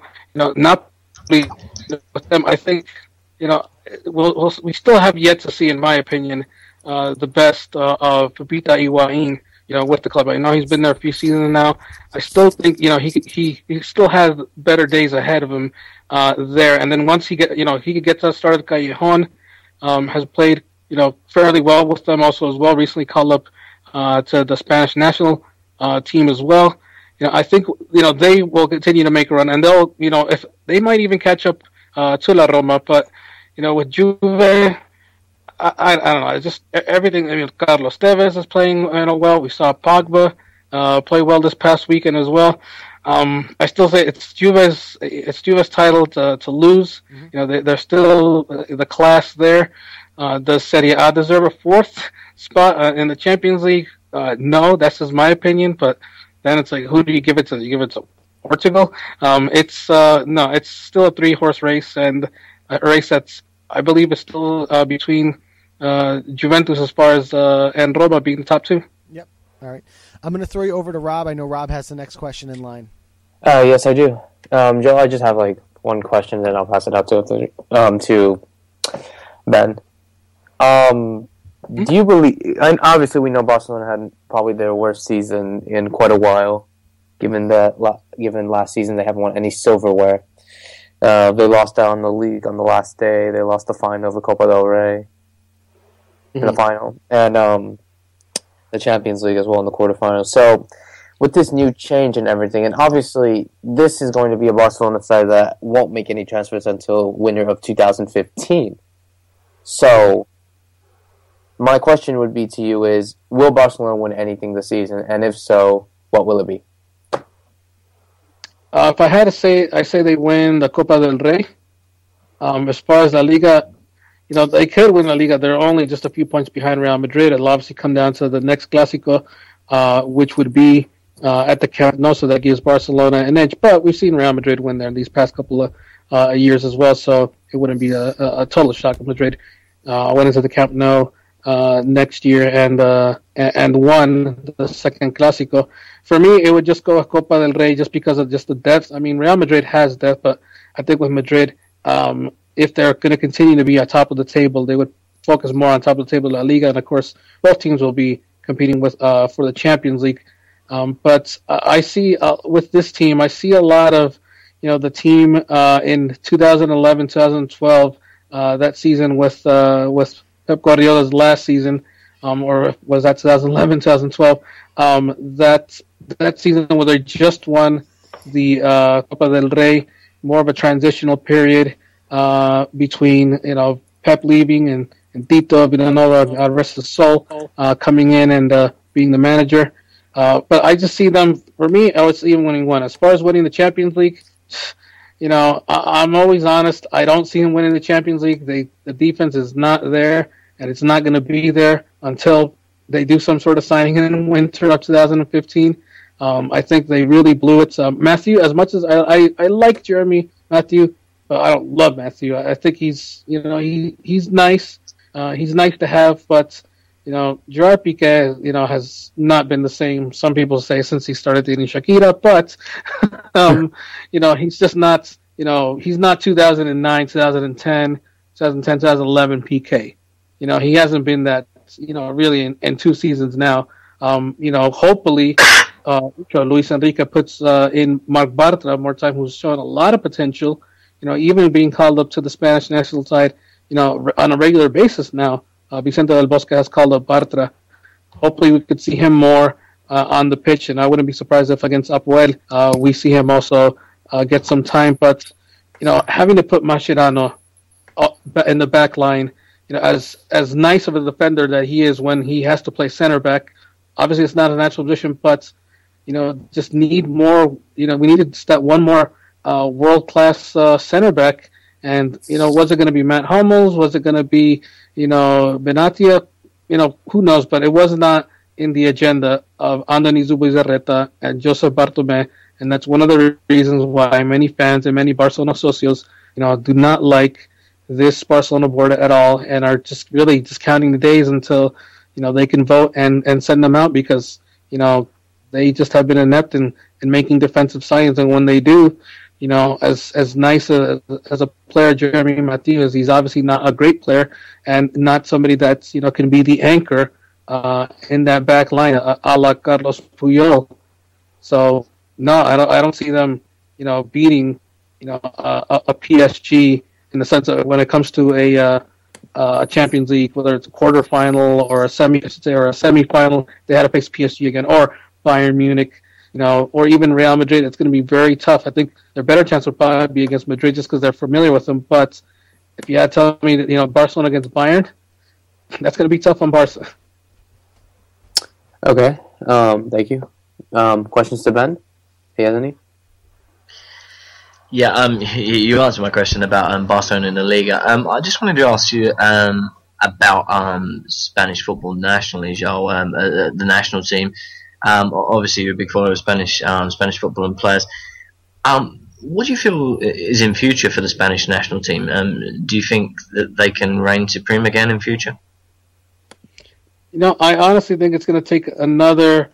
Their next competition is Euro 2016, and I think they would probably reach maybe quarterfinal, lucky semifinal, but that would probably be it. I think it's going to take. If I had to say, it's probably going to take another 4 to 6 years before we see sort of a Spanish team that can get to the level, maybe not close to the level that we saw, over this past, 2008 till 2012, where we saw obviously the 3 major titles.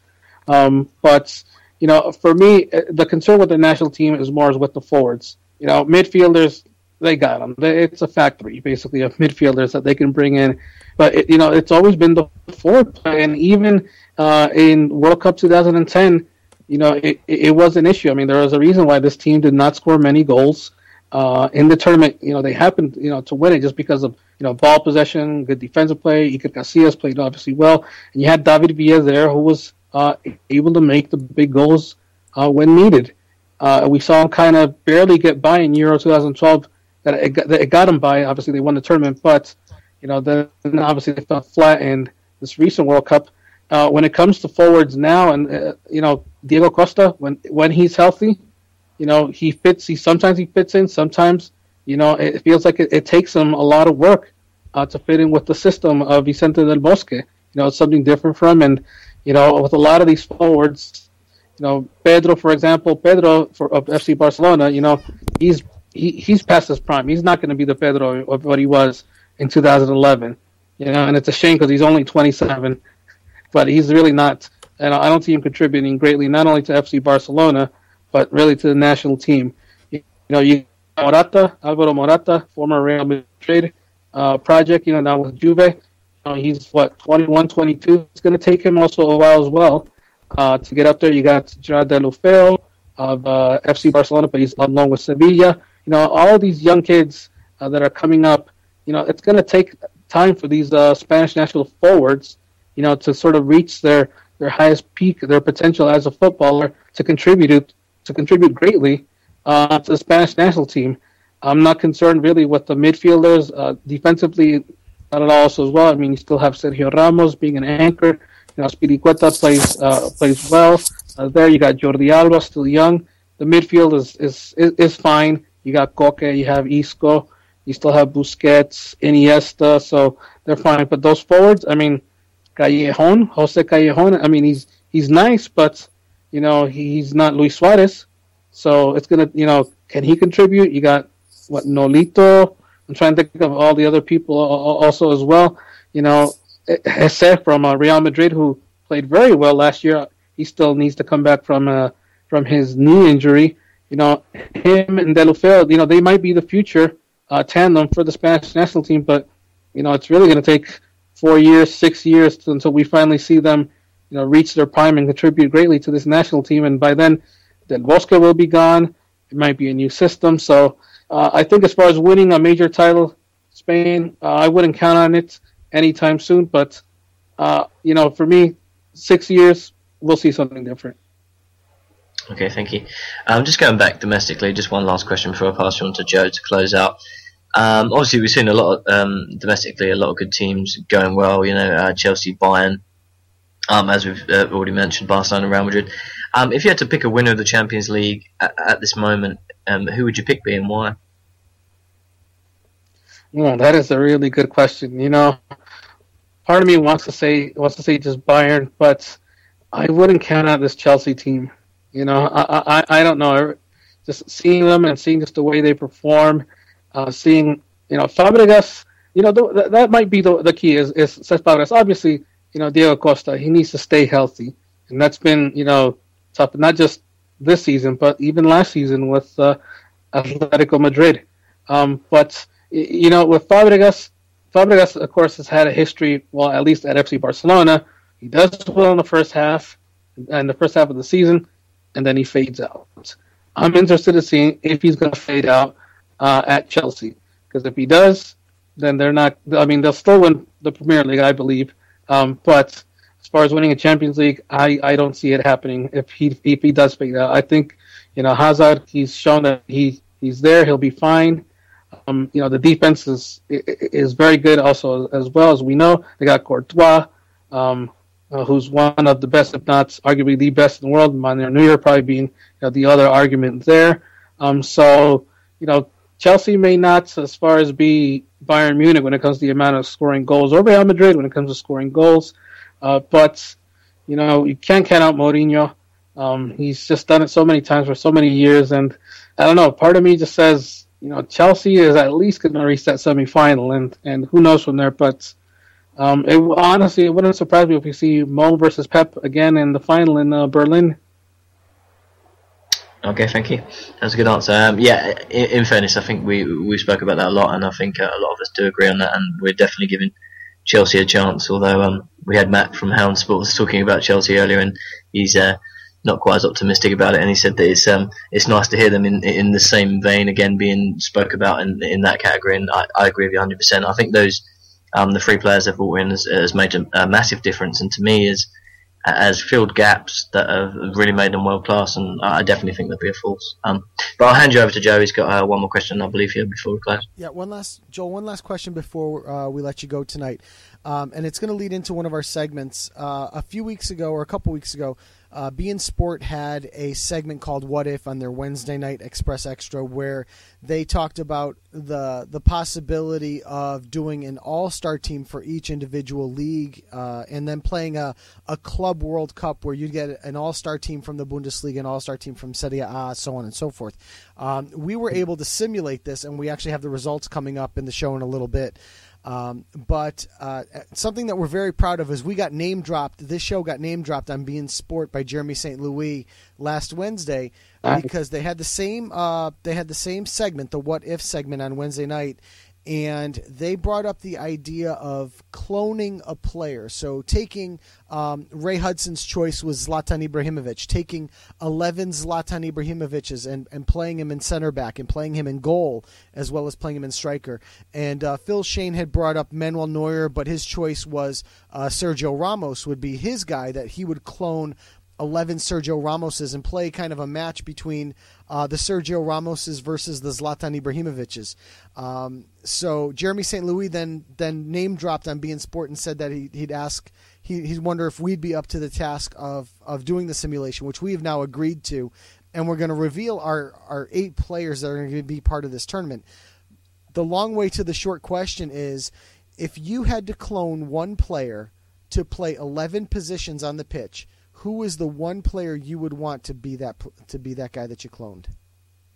Oh, that's a good question. You know, it wouldn't be Messi. As much as I love Messi, you know, it wouldn't be him.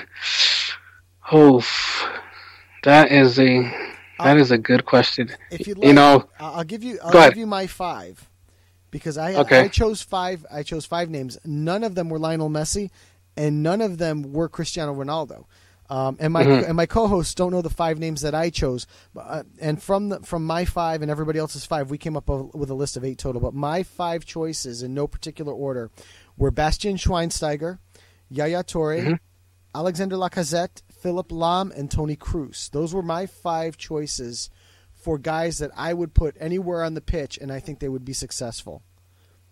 Okay. You know, for me, now, I kept thinking, because you had mentioned, was it Phil Shane that said Sergio Ramos? Yeah, Phil Shane said Sergio Ramos. He was debating between Sergio Ramos and Manuel Neuer. Part of me, I like Neuer, but I'm going to go Ramos as well. You go Ramos? I'm going to go Ramos just because, obviously he has the heading ability. We saw what happened in the last minute of the Champions League. He's obviously a great defender. Who knows if he can goaltend, but you know what? Have at it. Mm-hmm. And he comes up a lot of times and plays sometimes a semi-midfield when he does come up. So, just don't ask him to really take too many PKs, as we saw a couple of years against Bayern Munich in the Champions League. But, I'm going to agree with Phil Shane and go with Sergio Ramos. I mean, part of me has, wanted to say Jordi Alba because, obviously I'm Barcelona biased, but because he used to play forward, he can pretty much play midfield and he can defend. As far as goalkeeping, well, the height will not do him justice. Sure. But I would probably have to go Sergio Ramos as well. Okay. No, it's a tough question. It's an interesting question. And in about 20 minutes or so, we're going to reveal the 8 players or the 5 that we chose to go along with Zlatan Ibrahimovic, Sergio Ramos, and Manuel Neuer, who were the 3 from BeIN Sport. We're going to give our 5, or I'll ask my co-hosts. Do you guys want to do that now? I don't know where Sir Bob is, but and we were going to announce it a little bit later, but should we announce that right now with Xoel and get his reaction, guys? Yeah, that's fine. Yeah. Yeah. Okay. So we're cutting into Sir Bob's ManCity Corner here a little bit, but what I did was I had all the hosts, including Sir Bob, who's in our chat, who's been a loyal listener. We have a section of the program named after him, and he's the one running all the simulations. We each gave 5 names, and from the 5 names, from the votes from each of the folks involved, we came up with a list of 8 players. So obviously, aside from Sergio Ramos, Zlatan Ibrahimovic, and Manuel Neuer, who were from BeIN Sport, the 5 names that we chose as the hosts and co-hosts and the guy running the simulation on Low Limit Football are, we'll do the easy ones. Lionel Messi made the cut, okay, and Cristiano Ronaldo also made the cut. After that, the choices are Philipp Lahm, Bastian Schweinsteiger, and Yaya Toure. And I was surprised. Yaya Toure was on, I believe it was 3 of the 4 lists that we used to decide this. So Joel, Toure, Lahm, and Schweinsteiger, in addition to arguably the 2 greatest players of all time and the 3 from BeIN Sport. What are your thoughts on those? Any particular selection you like or you don't like? Yeah, I really like Philipp Lahm. Mm-hmm. I mean, he is very versatile. We've seen what, he's obviously had the capability of coming up, and he's done it a lot of times for not only Bayern, but also with Germany.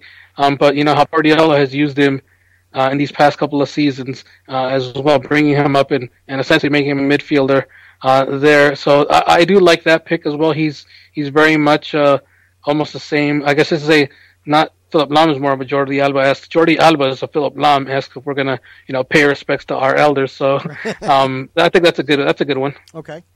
So we're going to see. Sir Bob's going to run that simulation during the week, and then next week we'll actually report who's the winner of the Clone World Cup, I guess is what we're calling it these days. So, again, Xoel Cardenas, thank you very much for taking the time out tonight and joining us. I know we kept you quite a bit here, but really appreciate you coming on and with the wealth of knowledge on all the different leagues. We really appreciate you having the time to come on with us. No, it's a lot of fun, and I appreciate it. And definitely, anytime, just let me know. It's always fun to talk not just FC Barcelona, but just football all around. So I appreciate it. Awesome. Thanks for joining us. Thanks for coming on, Joe.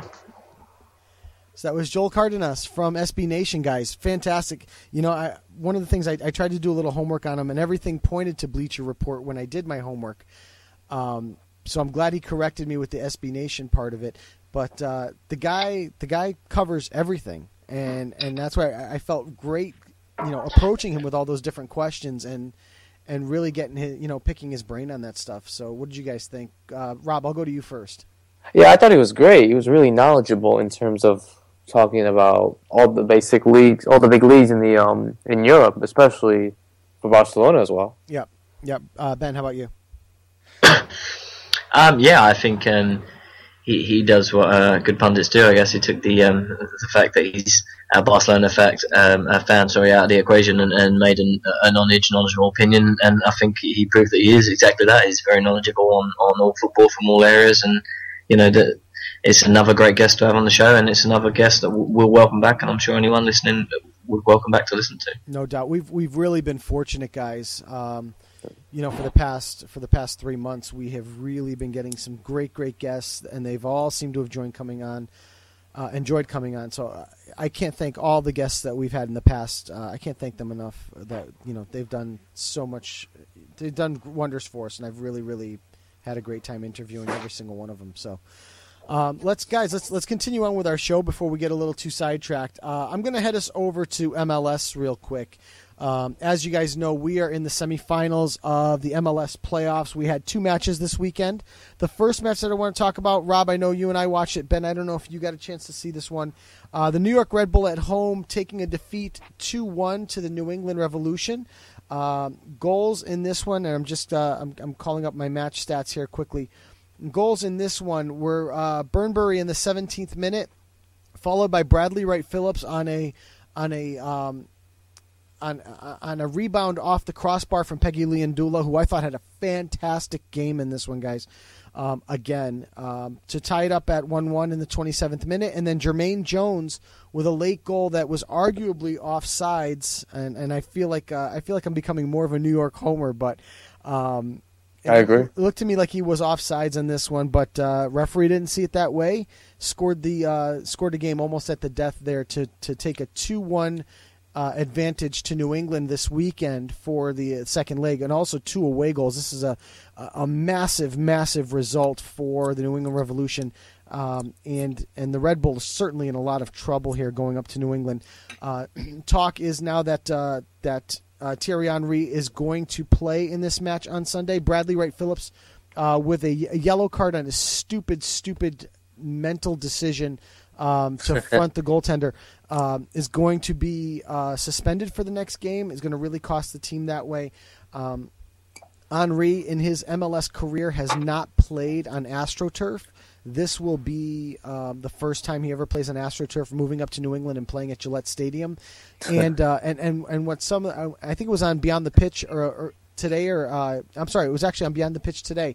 They said that what's kind of funny is that here's Thierry Henry, who has avoided playing on AstroTurf his entire career in MLS. You could see him actually close out his career with his final 2 matches being on AstroTurf. The one up in New England, and then if they win that, they could potentially end up at Seattle for the second match, which would also be AstroTurf. So, but Burnbury was the man of the match on this one with the goal and then the assist on Jermaine Jones's goal. But New England Revolution going up north to New England with a 2-1 advantage, which, and again with 2 away goals, it really becomes a decisive result almost. In the other semifinal, we had the LA Galaxy at home with a 1-0 victory over the Seattle Sounders. This one was played last night. Marcelo Sarvis scoring in the 52nd minute on a deflection for the game winner here. I thought Stefan Frei, the goaltender for Seattle, had a fantastic match in this one. And guys, between you and me, they played. Seattle plays a 4-4-2 with Dempsey and Obafemi Martins playing up top. I really felt like they left Martins and Dempsey completely out to dry. There were times when it was Martins and Dempsey against 5 players going, moving forward, and there was no help. There was no help from Marco Papa. There was no help from Brad Evans. And even from DeAndre Yedlin, there just was no support for them. And because of it, they really suffered kind of fighting an uphill battle.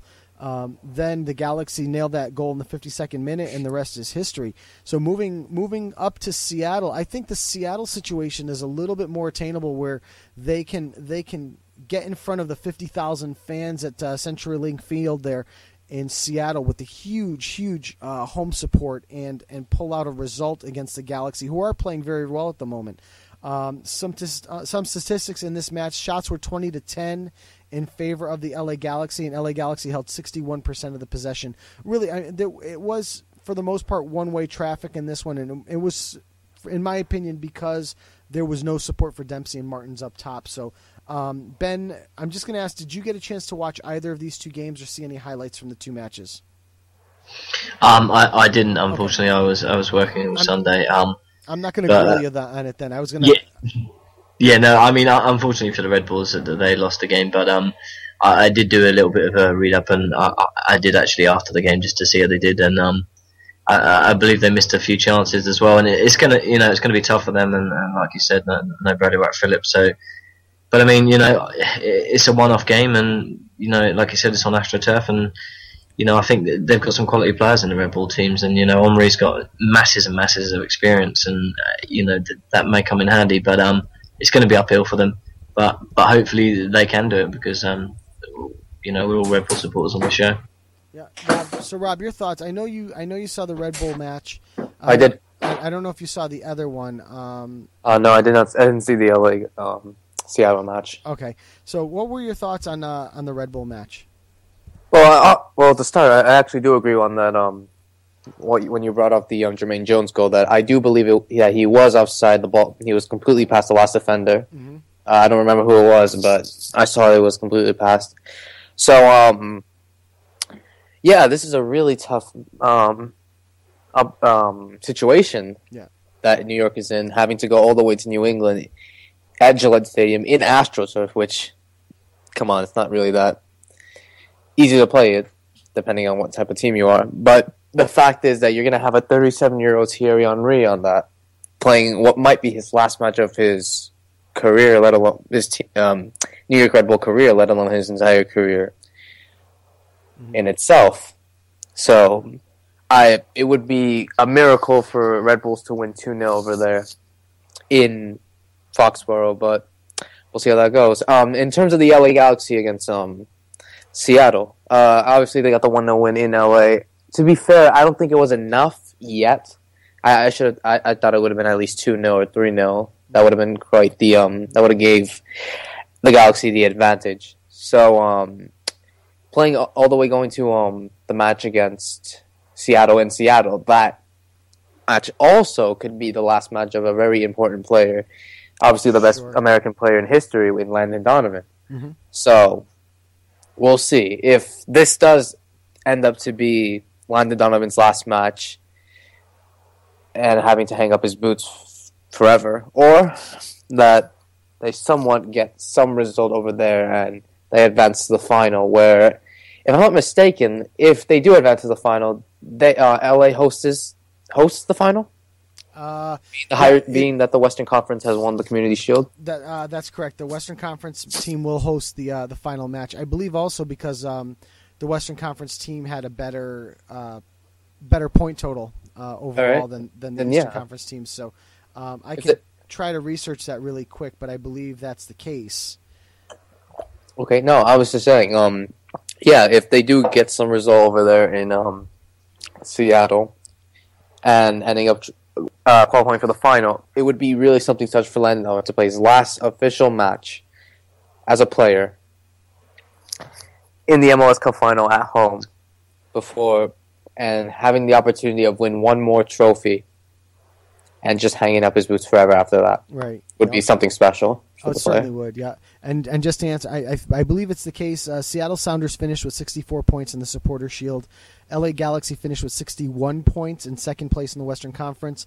The Revs would be third in this group on 55 points, and the Red Bull on 50 points. So they finished well back of these two teams duking it out in the Western Conference. So, but you're right. It's amazing. I think, personally, I would love to see the two legends go out at the same time. You know, I'd love to see a Thierry Henry, Landon Donovan final. I think that would make great television in the United States. I think people would tune in. I think in terms of MLS, that's probably the best case scenario. It's what they're hoping for. I think the second option that they're hoping for is New York, Seattle, because of the Clint Dempsey aspect of it. I think New England versus anybody else is kind of the third and fourth best option for MLS. But these are all great options. New England's a great story this year. The Lee Win story is fantastic. And Lee Nguyen is going to end up either going to Seattle to play Clint Dempsey, or Lee Nguyen's going to L.A. to be in Landon Donovan's final game of his career. I think MLS in this particular year with these 4 teams left has really scored and really need to capitalize on what they've got, to gain some momentum in viewership in terms of the American public, in my opinion. Yeah, I agree. So it would be something special. Yeah, no doubt about it. So let's continue on. I know we're just gonna preview the Champions League and Europa League matches this coming up this week, starting tomorrow, and then we were gonna do the Blackburn banter and ManCity Corner. Do any of you guys want to take the Champions League or the Europa League? I have the Champions League score with me right now. So all right, do you want to do that? And Ben, you want the Europa? Yeah, that's fine. All right, cool. Rob, fire away. All right. Yes, tomorrow will be match day 5 for the Champions League. Tomorrow and Wednesday. The first match would be CSKA Moscow against Roma in Russia. Bate Borisov against Porto in Belarus. Shakhtar Donetsk against Athletic Bilbao in Ukraine. Apoel against Barcelona in Cyprus. Paris Saint-Germain against Ajax in Paris. Schalke against Chelsea in Germany. Sporting Lisbon against Maribor in Lisbon, Portugal. And the match of the day for that particular date, Manchester City hosting Bayern at the Etihad. Going to Wednesday, Zenit St. Petersburg will play Benfica in Russia. Anderlecht against Galatasaray in Belgium. Atletico Madrid versus Olympiacos in Madrid. Malmo against Juventus in Sweden. Ludogorets against Liverpool in Bulgaria. Basel versus Real Madrid in Switzerland. Leverkusen against Monaco in Germany. And the match of the day for that day, Arsenal against Dortmund at the Emirates. Ben has some predictions. Okay. Yeah, I just wrote down a few predictions just for anyone that wants to hear them, really. And if you want to go and have a bet on it, then go on it. I think Man City Bayern, I've gone for 1-1, and Schalke Chelsea, I've gone for 1-1 as well. But I agree with Rob. The Arsenal Dortmund game is just so unpredictable. You could see this go anyway. I really, really do believe that this could go home draw or away. It's really going to go to the mental game. Really, I think it's going to be a very, very big mental game. But yeah, I mean, I don't know what the 2-1-1 draws as a double pays, but probably quite high. I would assume probably somewhere near 50 to 1. So stick $1 on or £1. I think Dortmund. I actually, if I might as well throw my 2 cents in, I think Dortmund's going to win that match, guys. Arsenal is so Jekyll and Hyde, and I think things are starting to fall apart a little bit at the moment for them.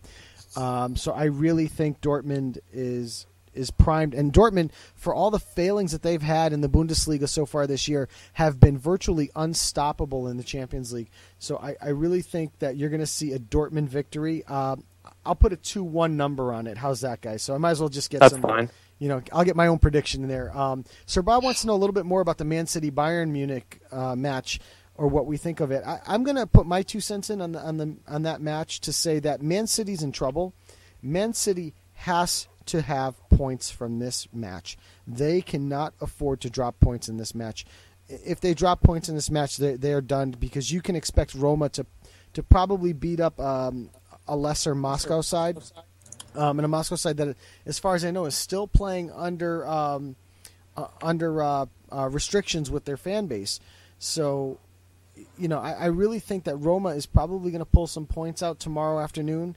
And City's in trouble, and we've discussed that already here before. I mean, I think 1-1 would actually be a great result for them, in the fact that they wouldn't be dropping that many points. Sir Bob is saying 2-1 City in the chat, and for your sake, I do hope that you're right, Sir Bob, and I hope it's 2 Aguero goals, which would make it even better. But in reality, they can't afford to drop any points from here on out. So. I think if you can mistake. Can I go? Yeah, Rob. Yes, sir. I was about to say, I think that if this match does not go into City's favor, they will get eliminated from the Champions League. Yeah.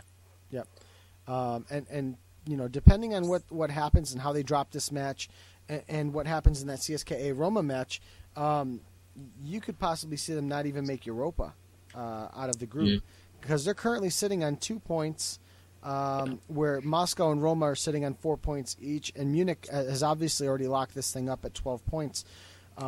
So City still has Munich, and they still have Roma, which I want to say that match is in Rome, but I'm not 100% positive. Yes, it is. The one against Manchester City. Yep, it is. Yep, on Wednesday, December 10th. Yep, December 10th. So they're going to have a tall task of beating Roma in Rome. I think they're going to seriously need to pick up points here at home, or they could find themselves out of the Europa, let alone the Champions League. I think if Manchester City do end up losing this match, then Bayern would have to beat CSKA Moscow, and City would have to beat Roma in Roma. So either way, it's a must-win for City. Yeah, no doubt about it. No doubt. So I think, sorry, just to say, I do think that Man City will get a point out of this game. I think it's going to be a close game. I know Bayern have, not really got anything to play for in the group, but I don't see Man City losing this game. I just don't think they will. I think they know how important this game is. They really do, and I think, if they don't take anything from this game and they get knocked out, and I think it's going to get on the fans' back as well. So I expect the Man City team, the fans, to really get behind the team, and I think they're going to take something out of this game, and it's going to go to the last game, and they're going to have to beat Roma in Italy. Yep. So, Ben, while you've got the mic, why don't you take us over to the Europa League matches that we're going to see on Thursday? Yep, we'll just run you through the matches.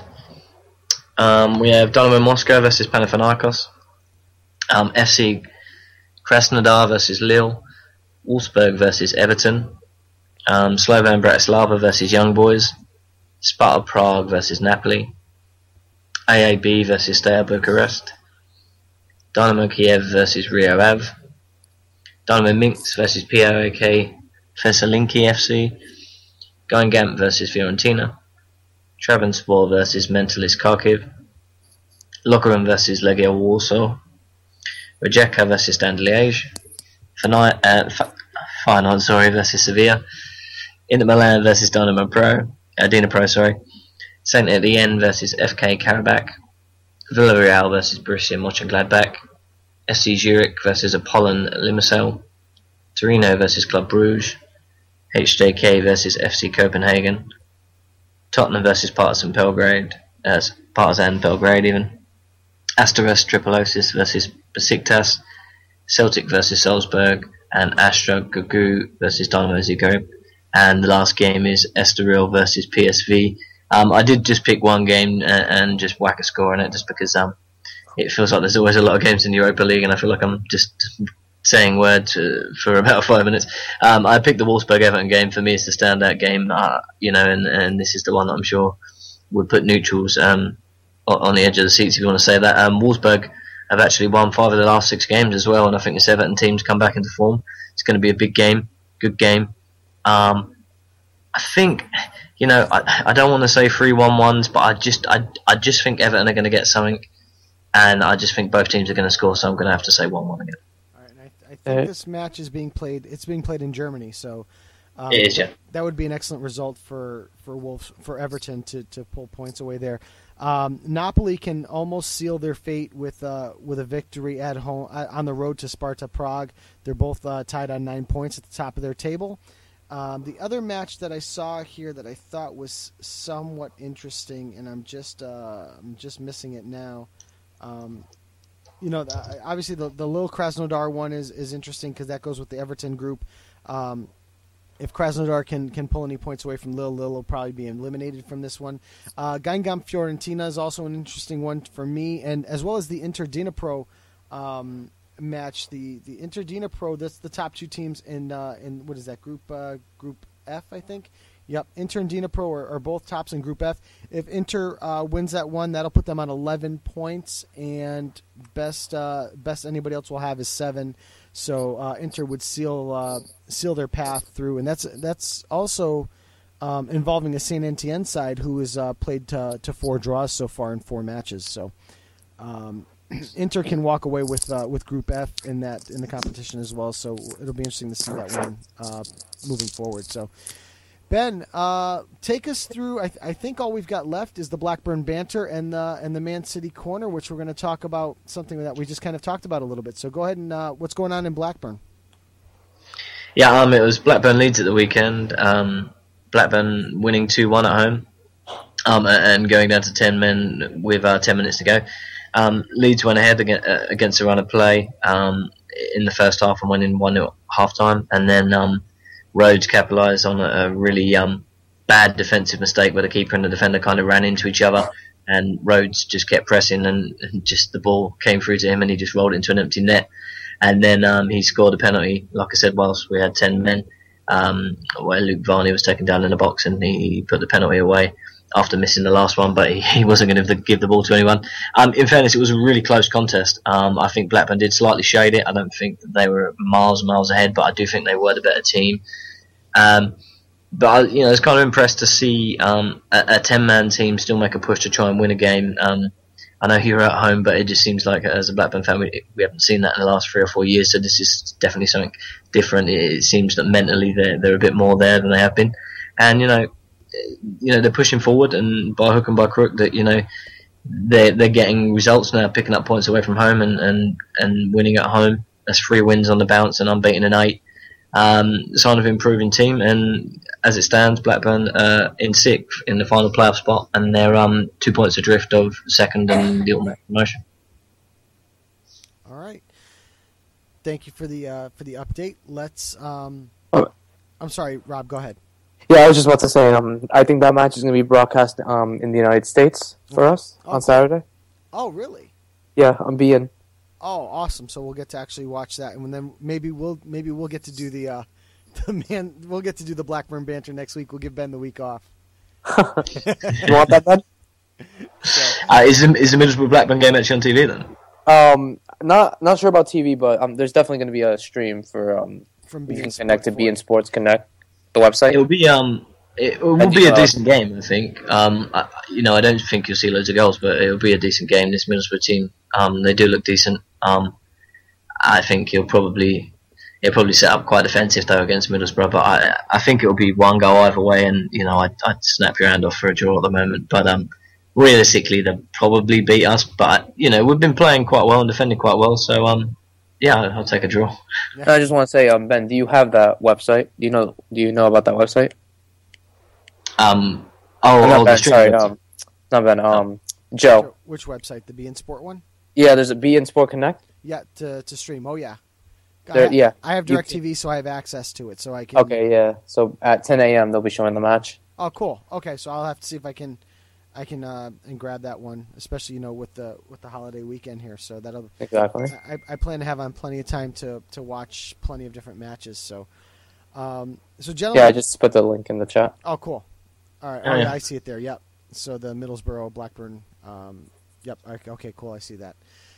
Gentlemen, last segment of the night, Sir Bob had left us for a few minutes in the chat, but he's back, and it seems like he's as bitter as ever once we started talking about Man City. So it's Sir Bob's Man City Corner, but like I had said at the beginning of the show, tonight's Sir Bob's Man City Corner is not about Man City, it's about Sir Bob. And the simulation that he tirelessly worked on for us this week, gentlemen.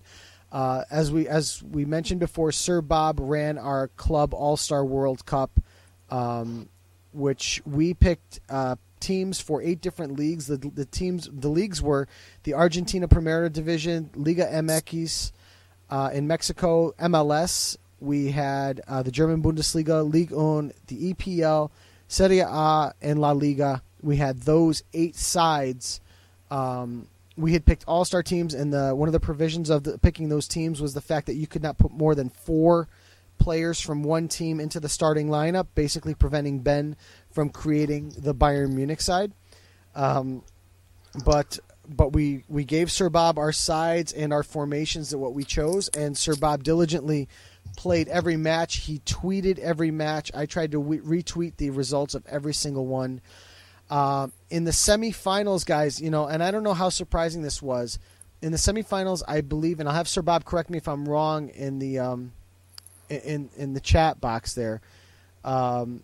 we had MLS versus Serie A, and we had the Bundesliga versus La Liga. Those were the four teams that made the semifinals. In result number one, Serie A beat MLS, and in the other semifinal, we had the Bundesliga beating La Liga to move on to the final, which just happened while the show was running. Between the Bundesliga and Serie A, these were the top two teams out of our selections, gentlemen.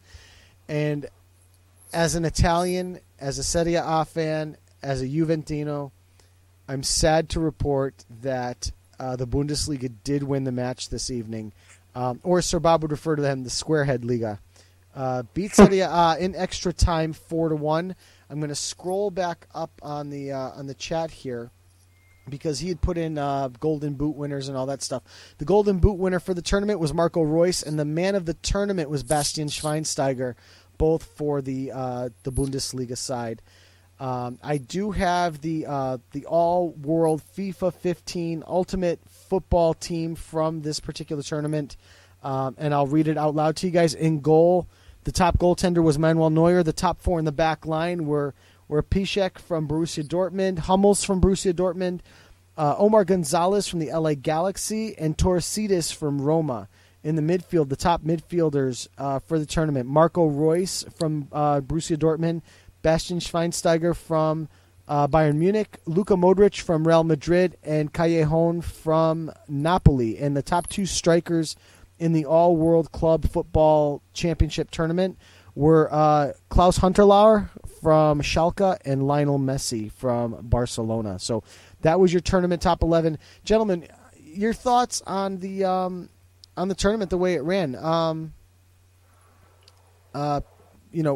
Rob, I'm going to go to you first. I don't know if Sir Bob got to run the third place match, but your thoughts on the tournament. No, I thought it was a great tournament. Really a lot of fun to see how each league can actually work in terms of a club world championship. And I guess it turns out that maybe, hey, if it can happen in FIFA, it could probably happen in real life. That's right. And I'm sorry, Ben, your thoughts on this? Yeah, I think it was really interesting. It was just fun to do. It was really fun to do. I must admit that I took a little bit of a while trying to decide on the formation and stuff. I think it really showed how much we all love football as a whole, and to say that we're competitive really is an understatement. We're always cheering and having fun with each other. But it was good, and we learned a little from it. I think it's taught us a little, and simulation.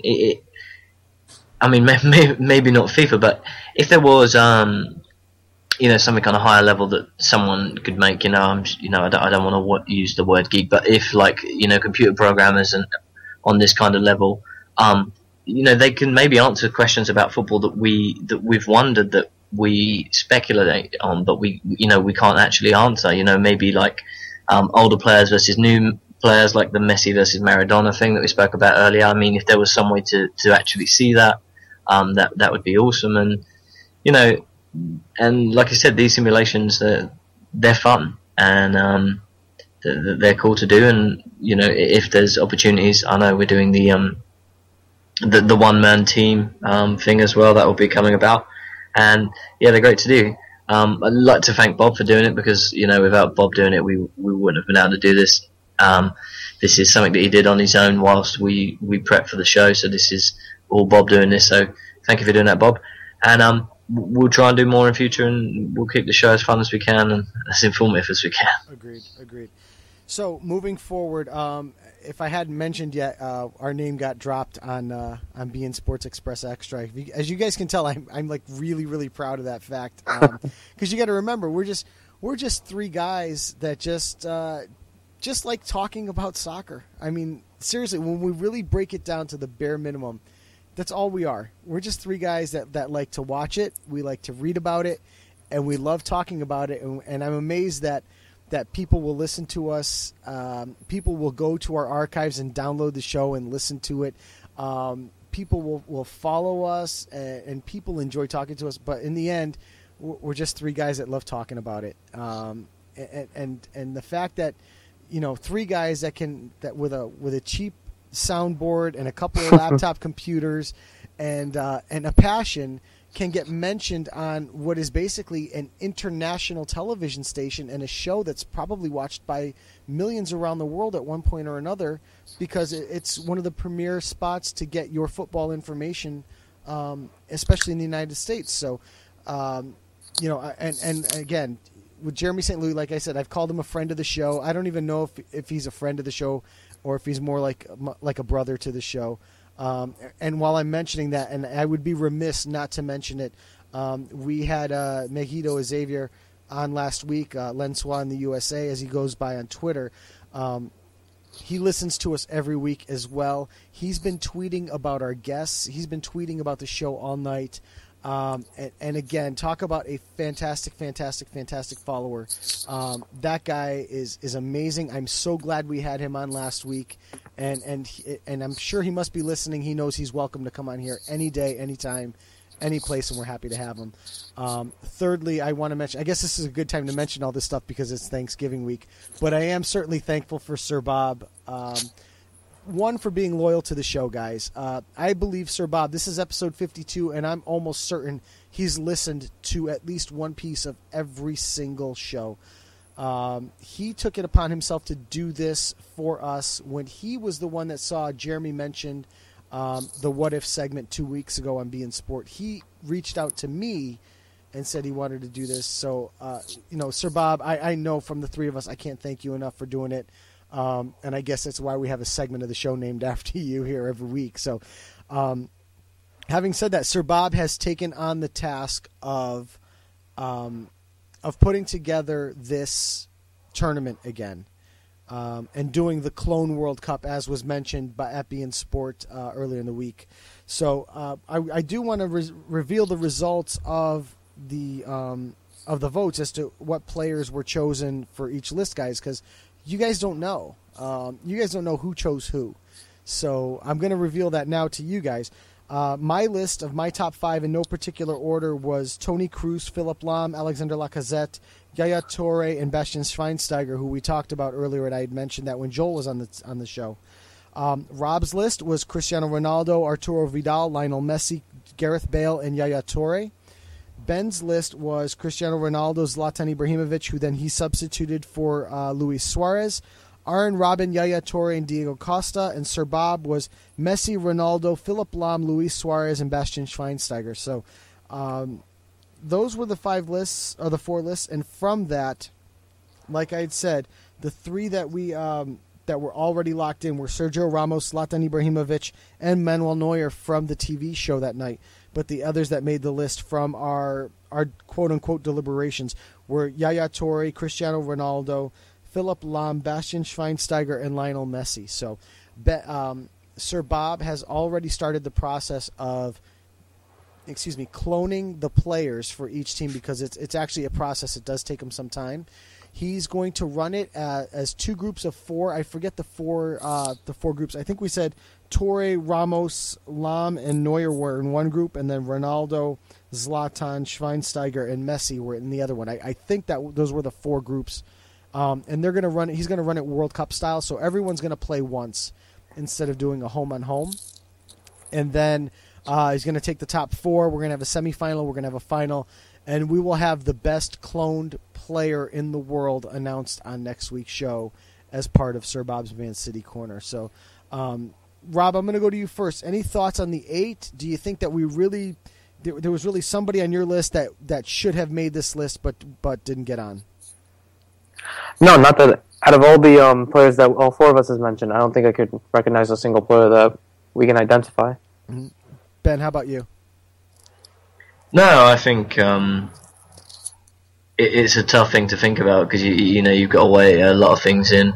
I personally went for strength and dribbling, but there's so many things that you could look at.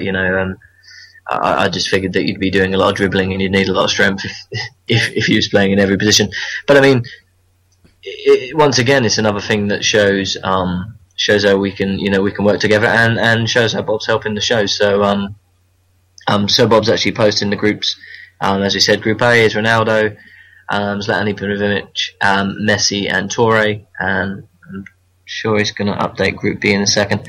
But yeah, like I said, it's an awesome thing, and hopefully once we get the results, once Sir Bob gives us the results, we'll give the results on the air, and then hopefully we can give them to Jeremy, and maybe we'll make some news, and just three guys that talk football, and we're only doing this show, and we only carry on doing the show because you guys listen. I mean, if you didn't listen, then we would just talk to each other occasionally on Facebook. There would never be a show, but we like to think that we try to make it fun. We try to make it informative, and if there's anything anyone ever wants to talk about, or you ever want to contact us, then we'll do our very best, and more than likely you'll be on this show talking about it for yourself. So you guys make the show. We just basically talk about what you want us to talk about. Right. Group B, by the way, Ramos, Lahm, Schweinsteiger, and Neuer. So a heavy Bayern Munich group there on the second one moving forward. So it's going to be great to see what happens there. And again, Sir Bob sent me the match stats on all the matches. I'm sure he's got a few more to send me if he hasn't sent them already. But I'm going to take those. I'll send them to Terry Badu over at BeIN Sport, and who knows, maybe we'll get mentioned again. And Sir Bob is saying that all games will be played at Wembley Stadium in the summer, where the last tournament was actually played in, I believe, Saudi Arabia. So, in the winter. That's right. So that's it, guys. That's actually the show. I'm gonna hit the closing music unless you guys had anything else you wanted to interject. Nope. No, I just like to say thanks for that's when you say, like Joe mentioned earlier, he's a great listener that he's always retweeting the show, and we welcome it, and it's nice to have people that listen to the show and can just sit back and enjoy it. If you're working hard and especially writing about this stuff and football's your passion, then what better than just listening to a few guys that think they know something about football. But as Bob says, we don't know it all, and he's always abusing us in the box, saying we're wrong about things. But we're we're, like we said, like Joe said, I think he hit it on the head. We're just three guys that like to talk football, and that's what we do. Yeah, I think Sir Bob was a little upset that Serie A made the final. Well, so Bob, if it makes you feel better, I picked the team that won, so it's okay.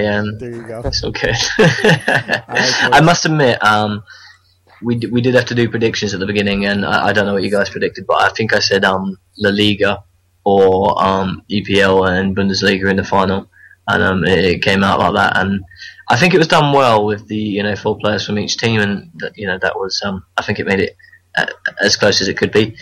And we got to do some stuff together, and these things are they're what make good talking points, and it's been fun, like I said. Yeah, I agree. And Mejito just put a nice little note on Twitter saying thanks for the kind words. I greatly appreciate it, and they're well deserved. So let me hit the closing music. Okay. All right, so. And I'm going to turn it down so you guys can actually hear me talk over it, if I get it to work here. So coming up next week on Low Limit Football, we will be recapping the second leg of the MLS Playoffs. We'll give you all the league news and scores, as well as the international results, both the Copa Sudamerica. We will also give you the Champions League and Europa League results. And next week, we definitely will have a pre-recorded interview coming up. We're going to have Jason Pettigrove. Thank you. Jason Pettigrove will be pre-recording an interview with us, which we'll be playing next week. I'm glad we're able to get him on because we missed him a couple weeks ago. We'll also have the Blackburn banner, ManCity Corner. We're going to be efforting at least another guest, maybe 2. So for episode 52 of Low Limit Football, I am Joe Usello. And I'm Ben the Machine. Rojas. Thanks for joining us, and good night. Thanks for listening, guys.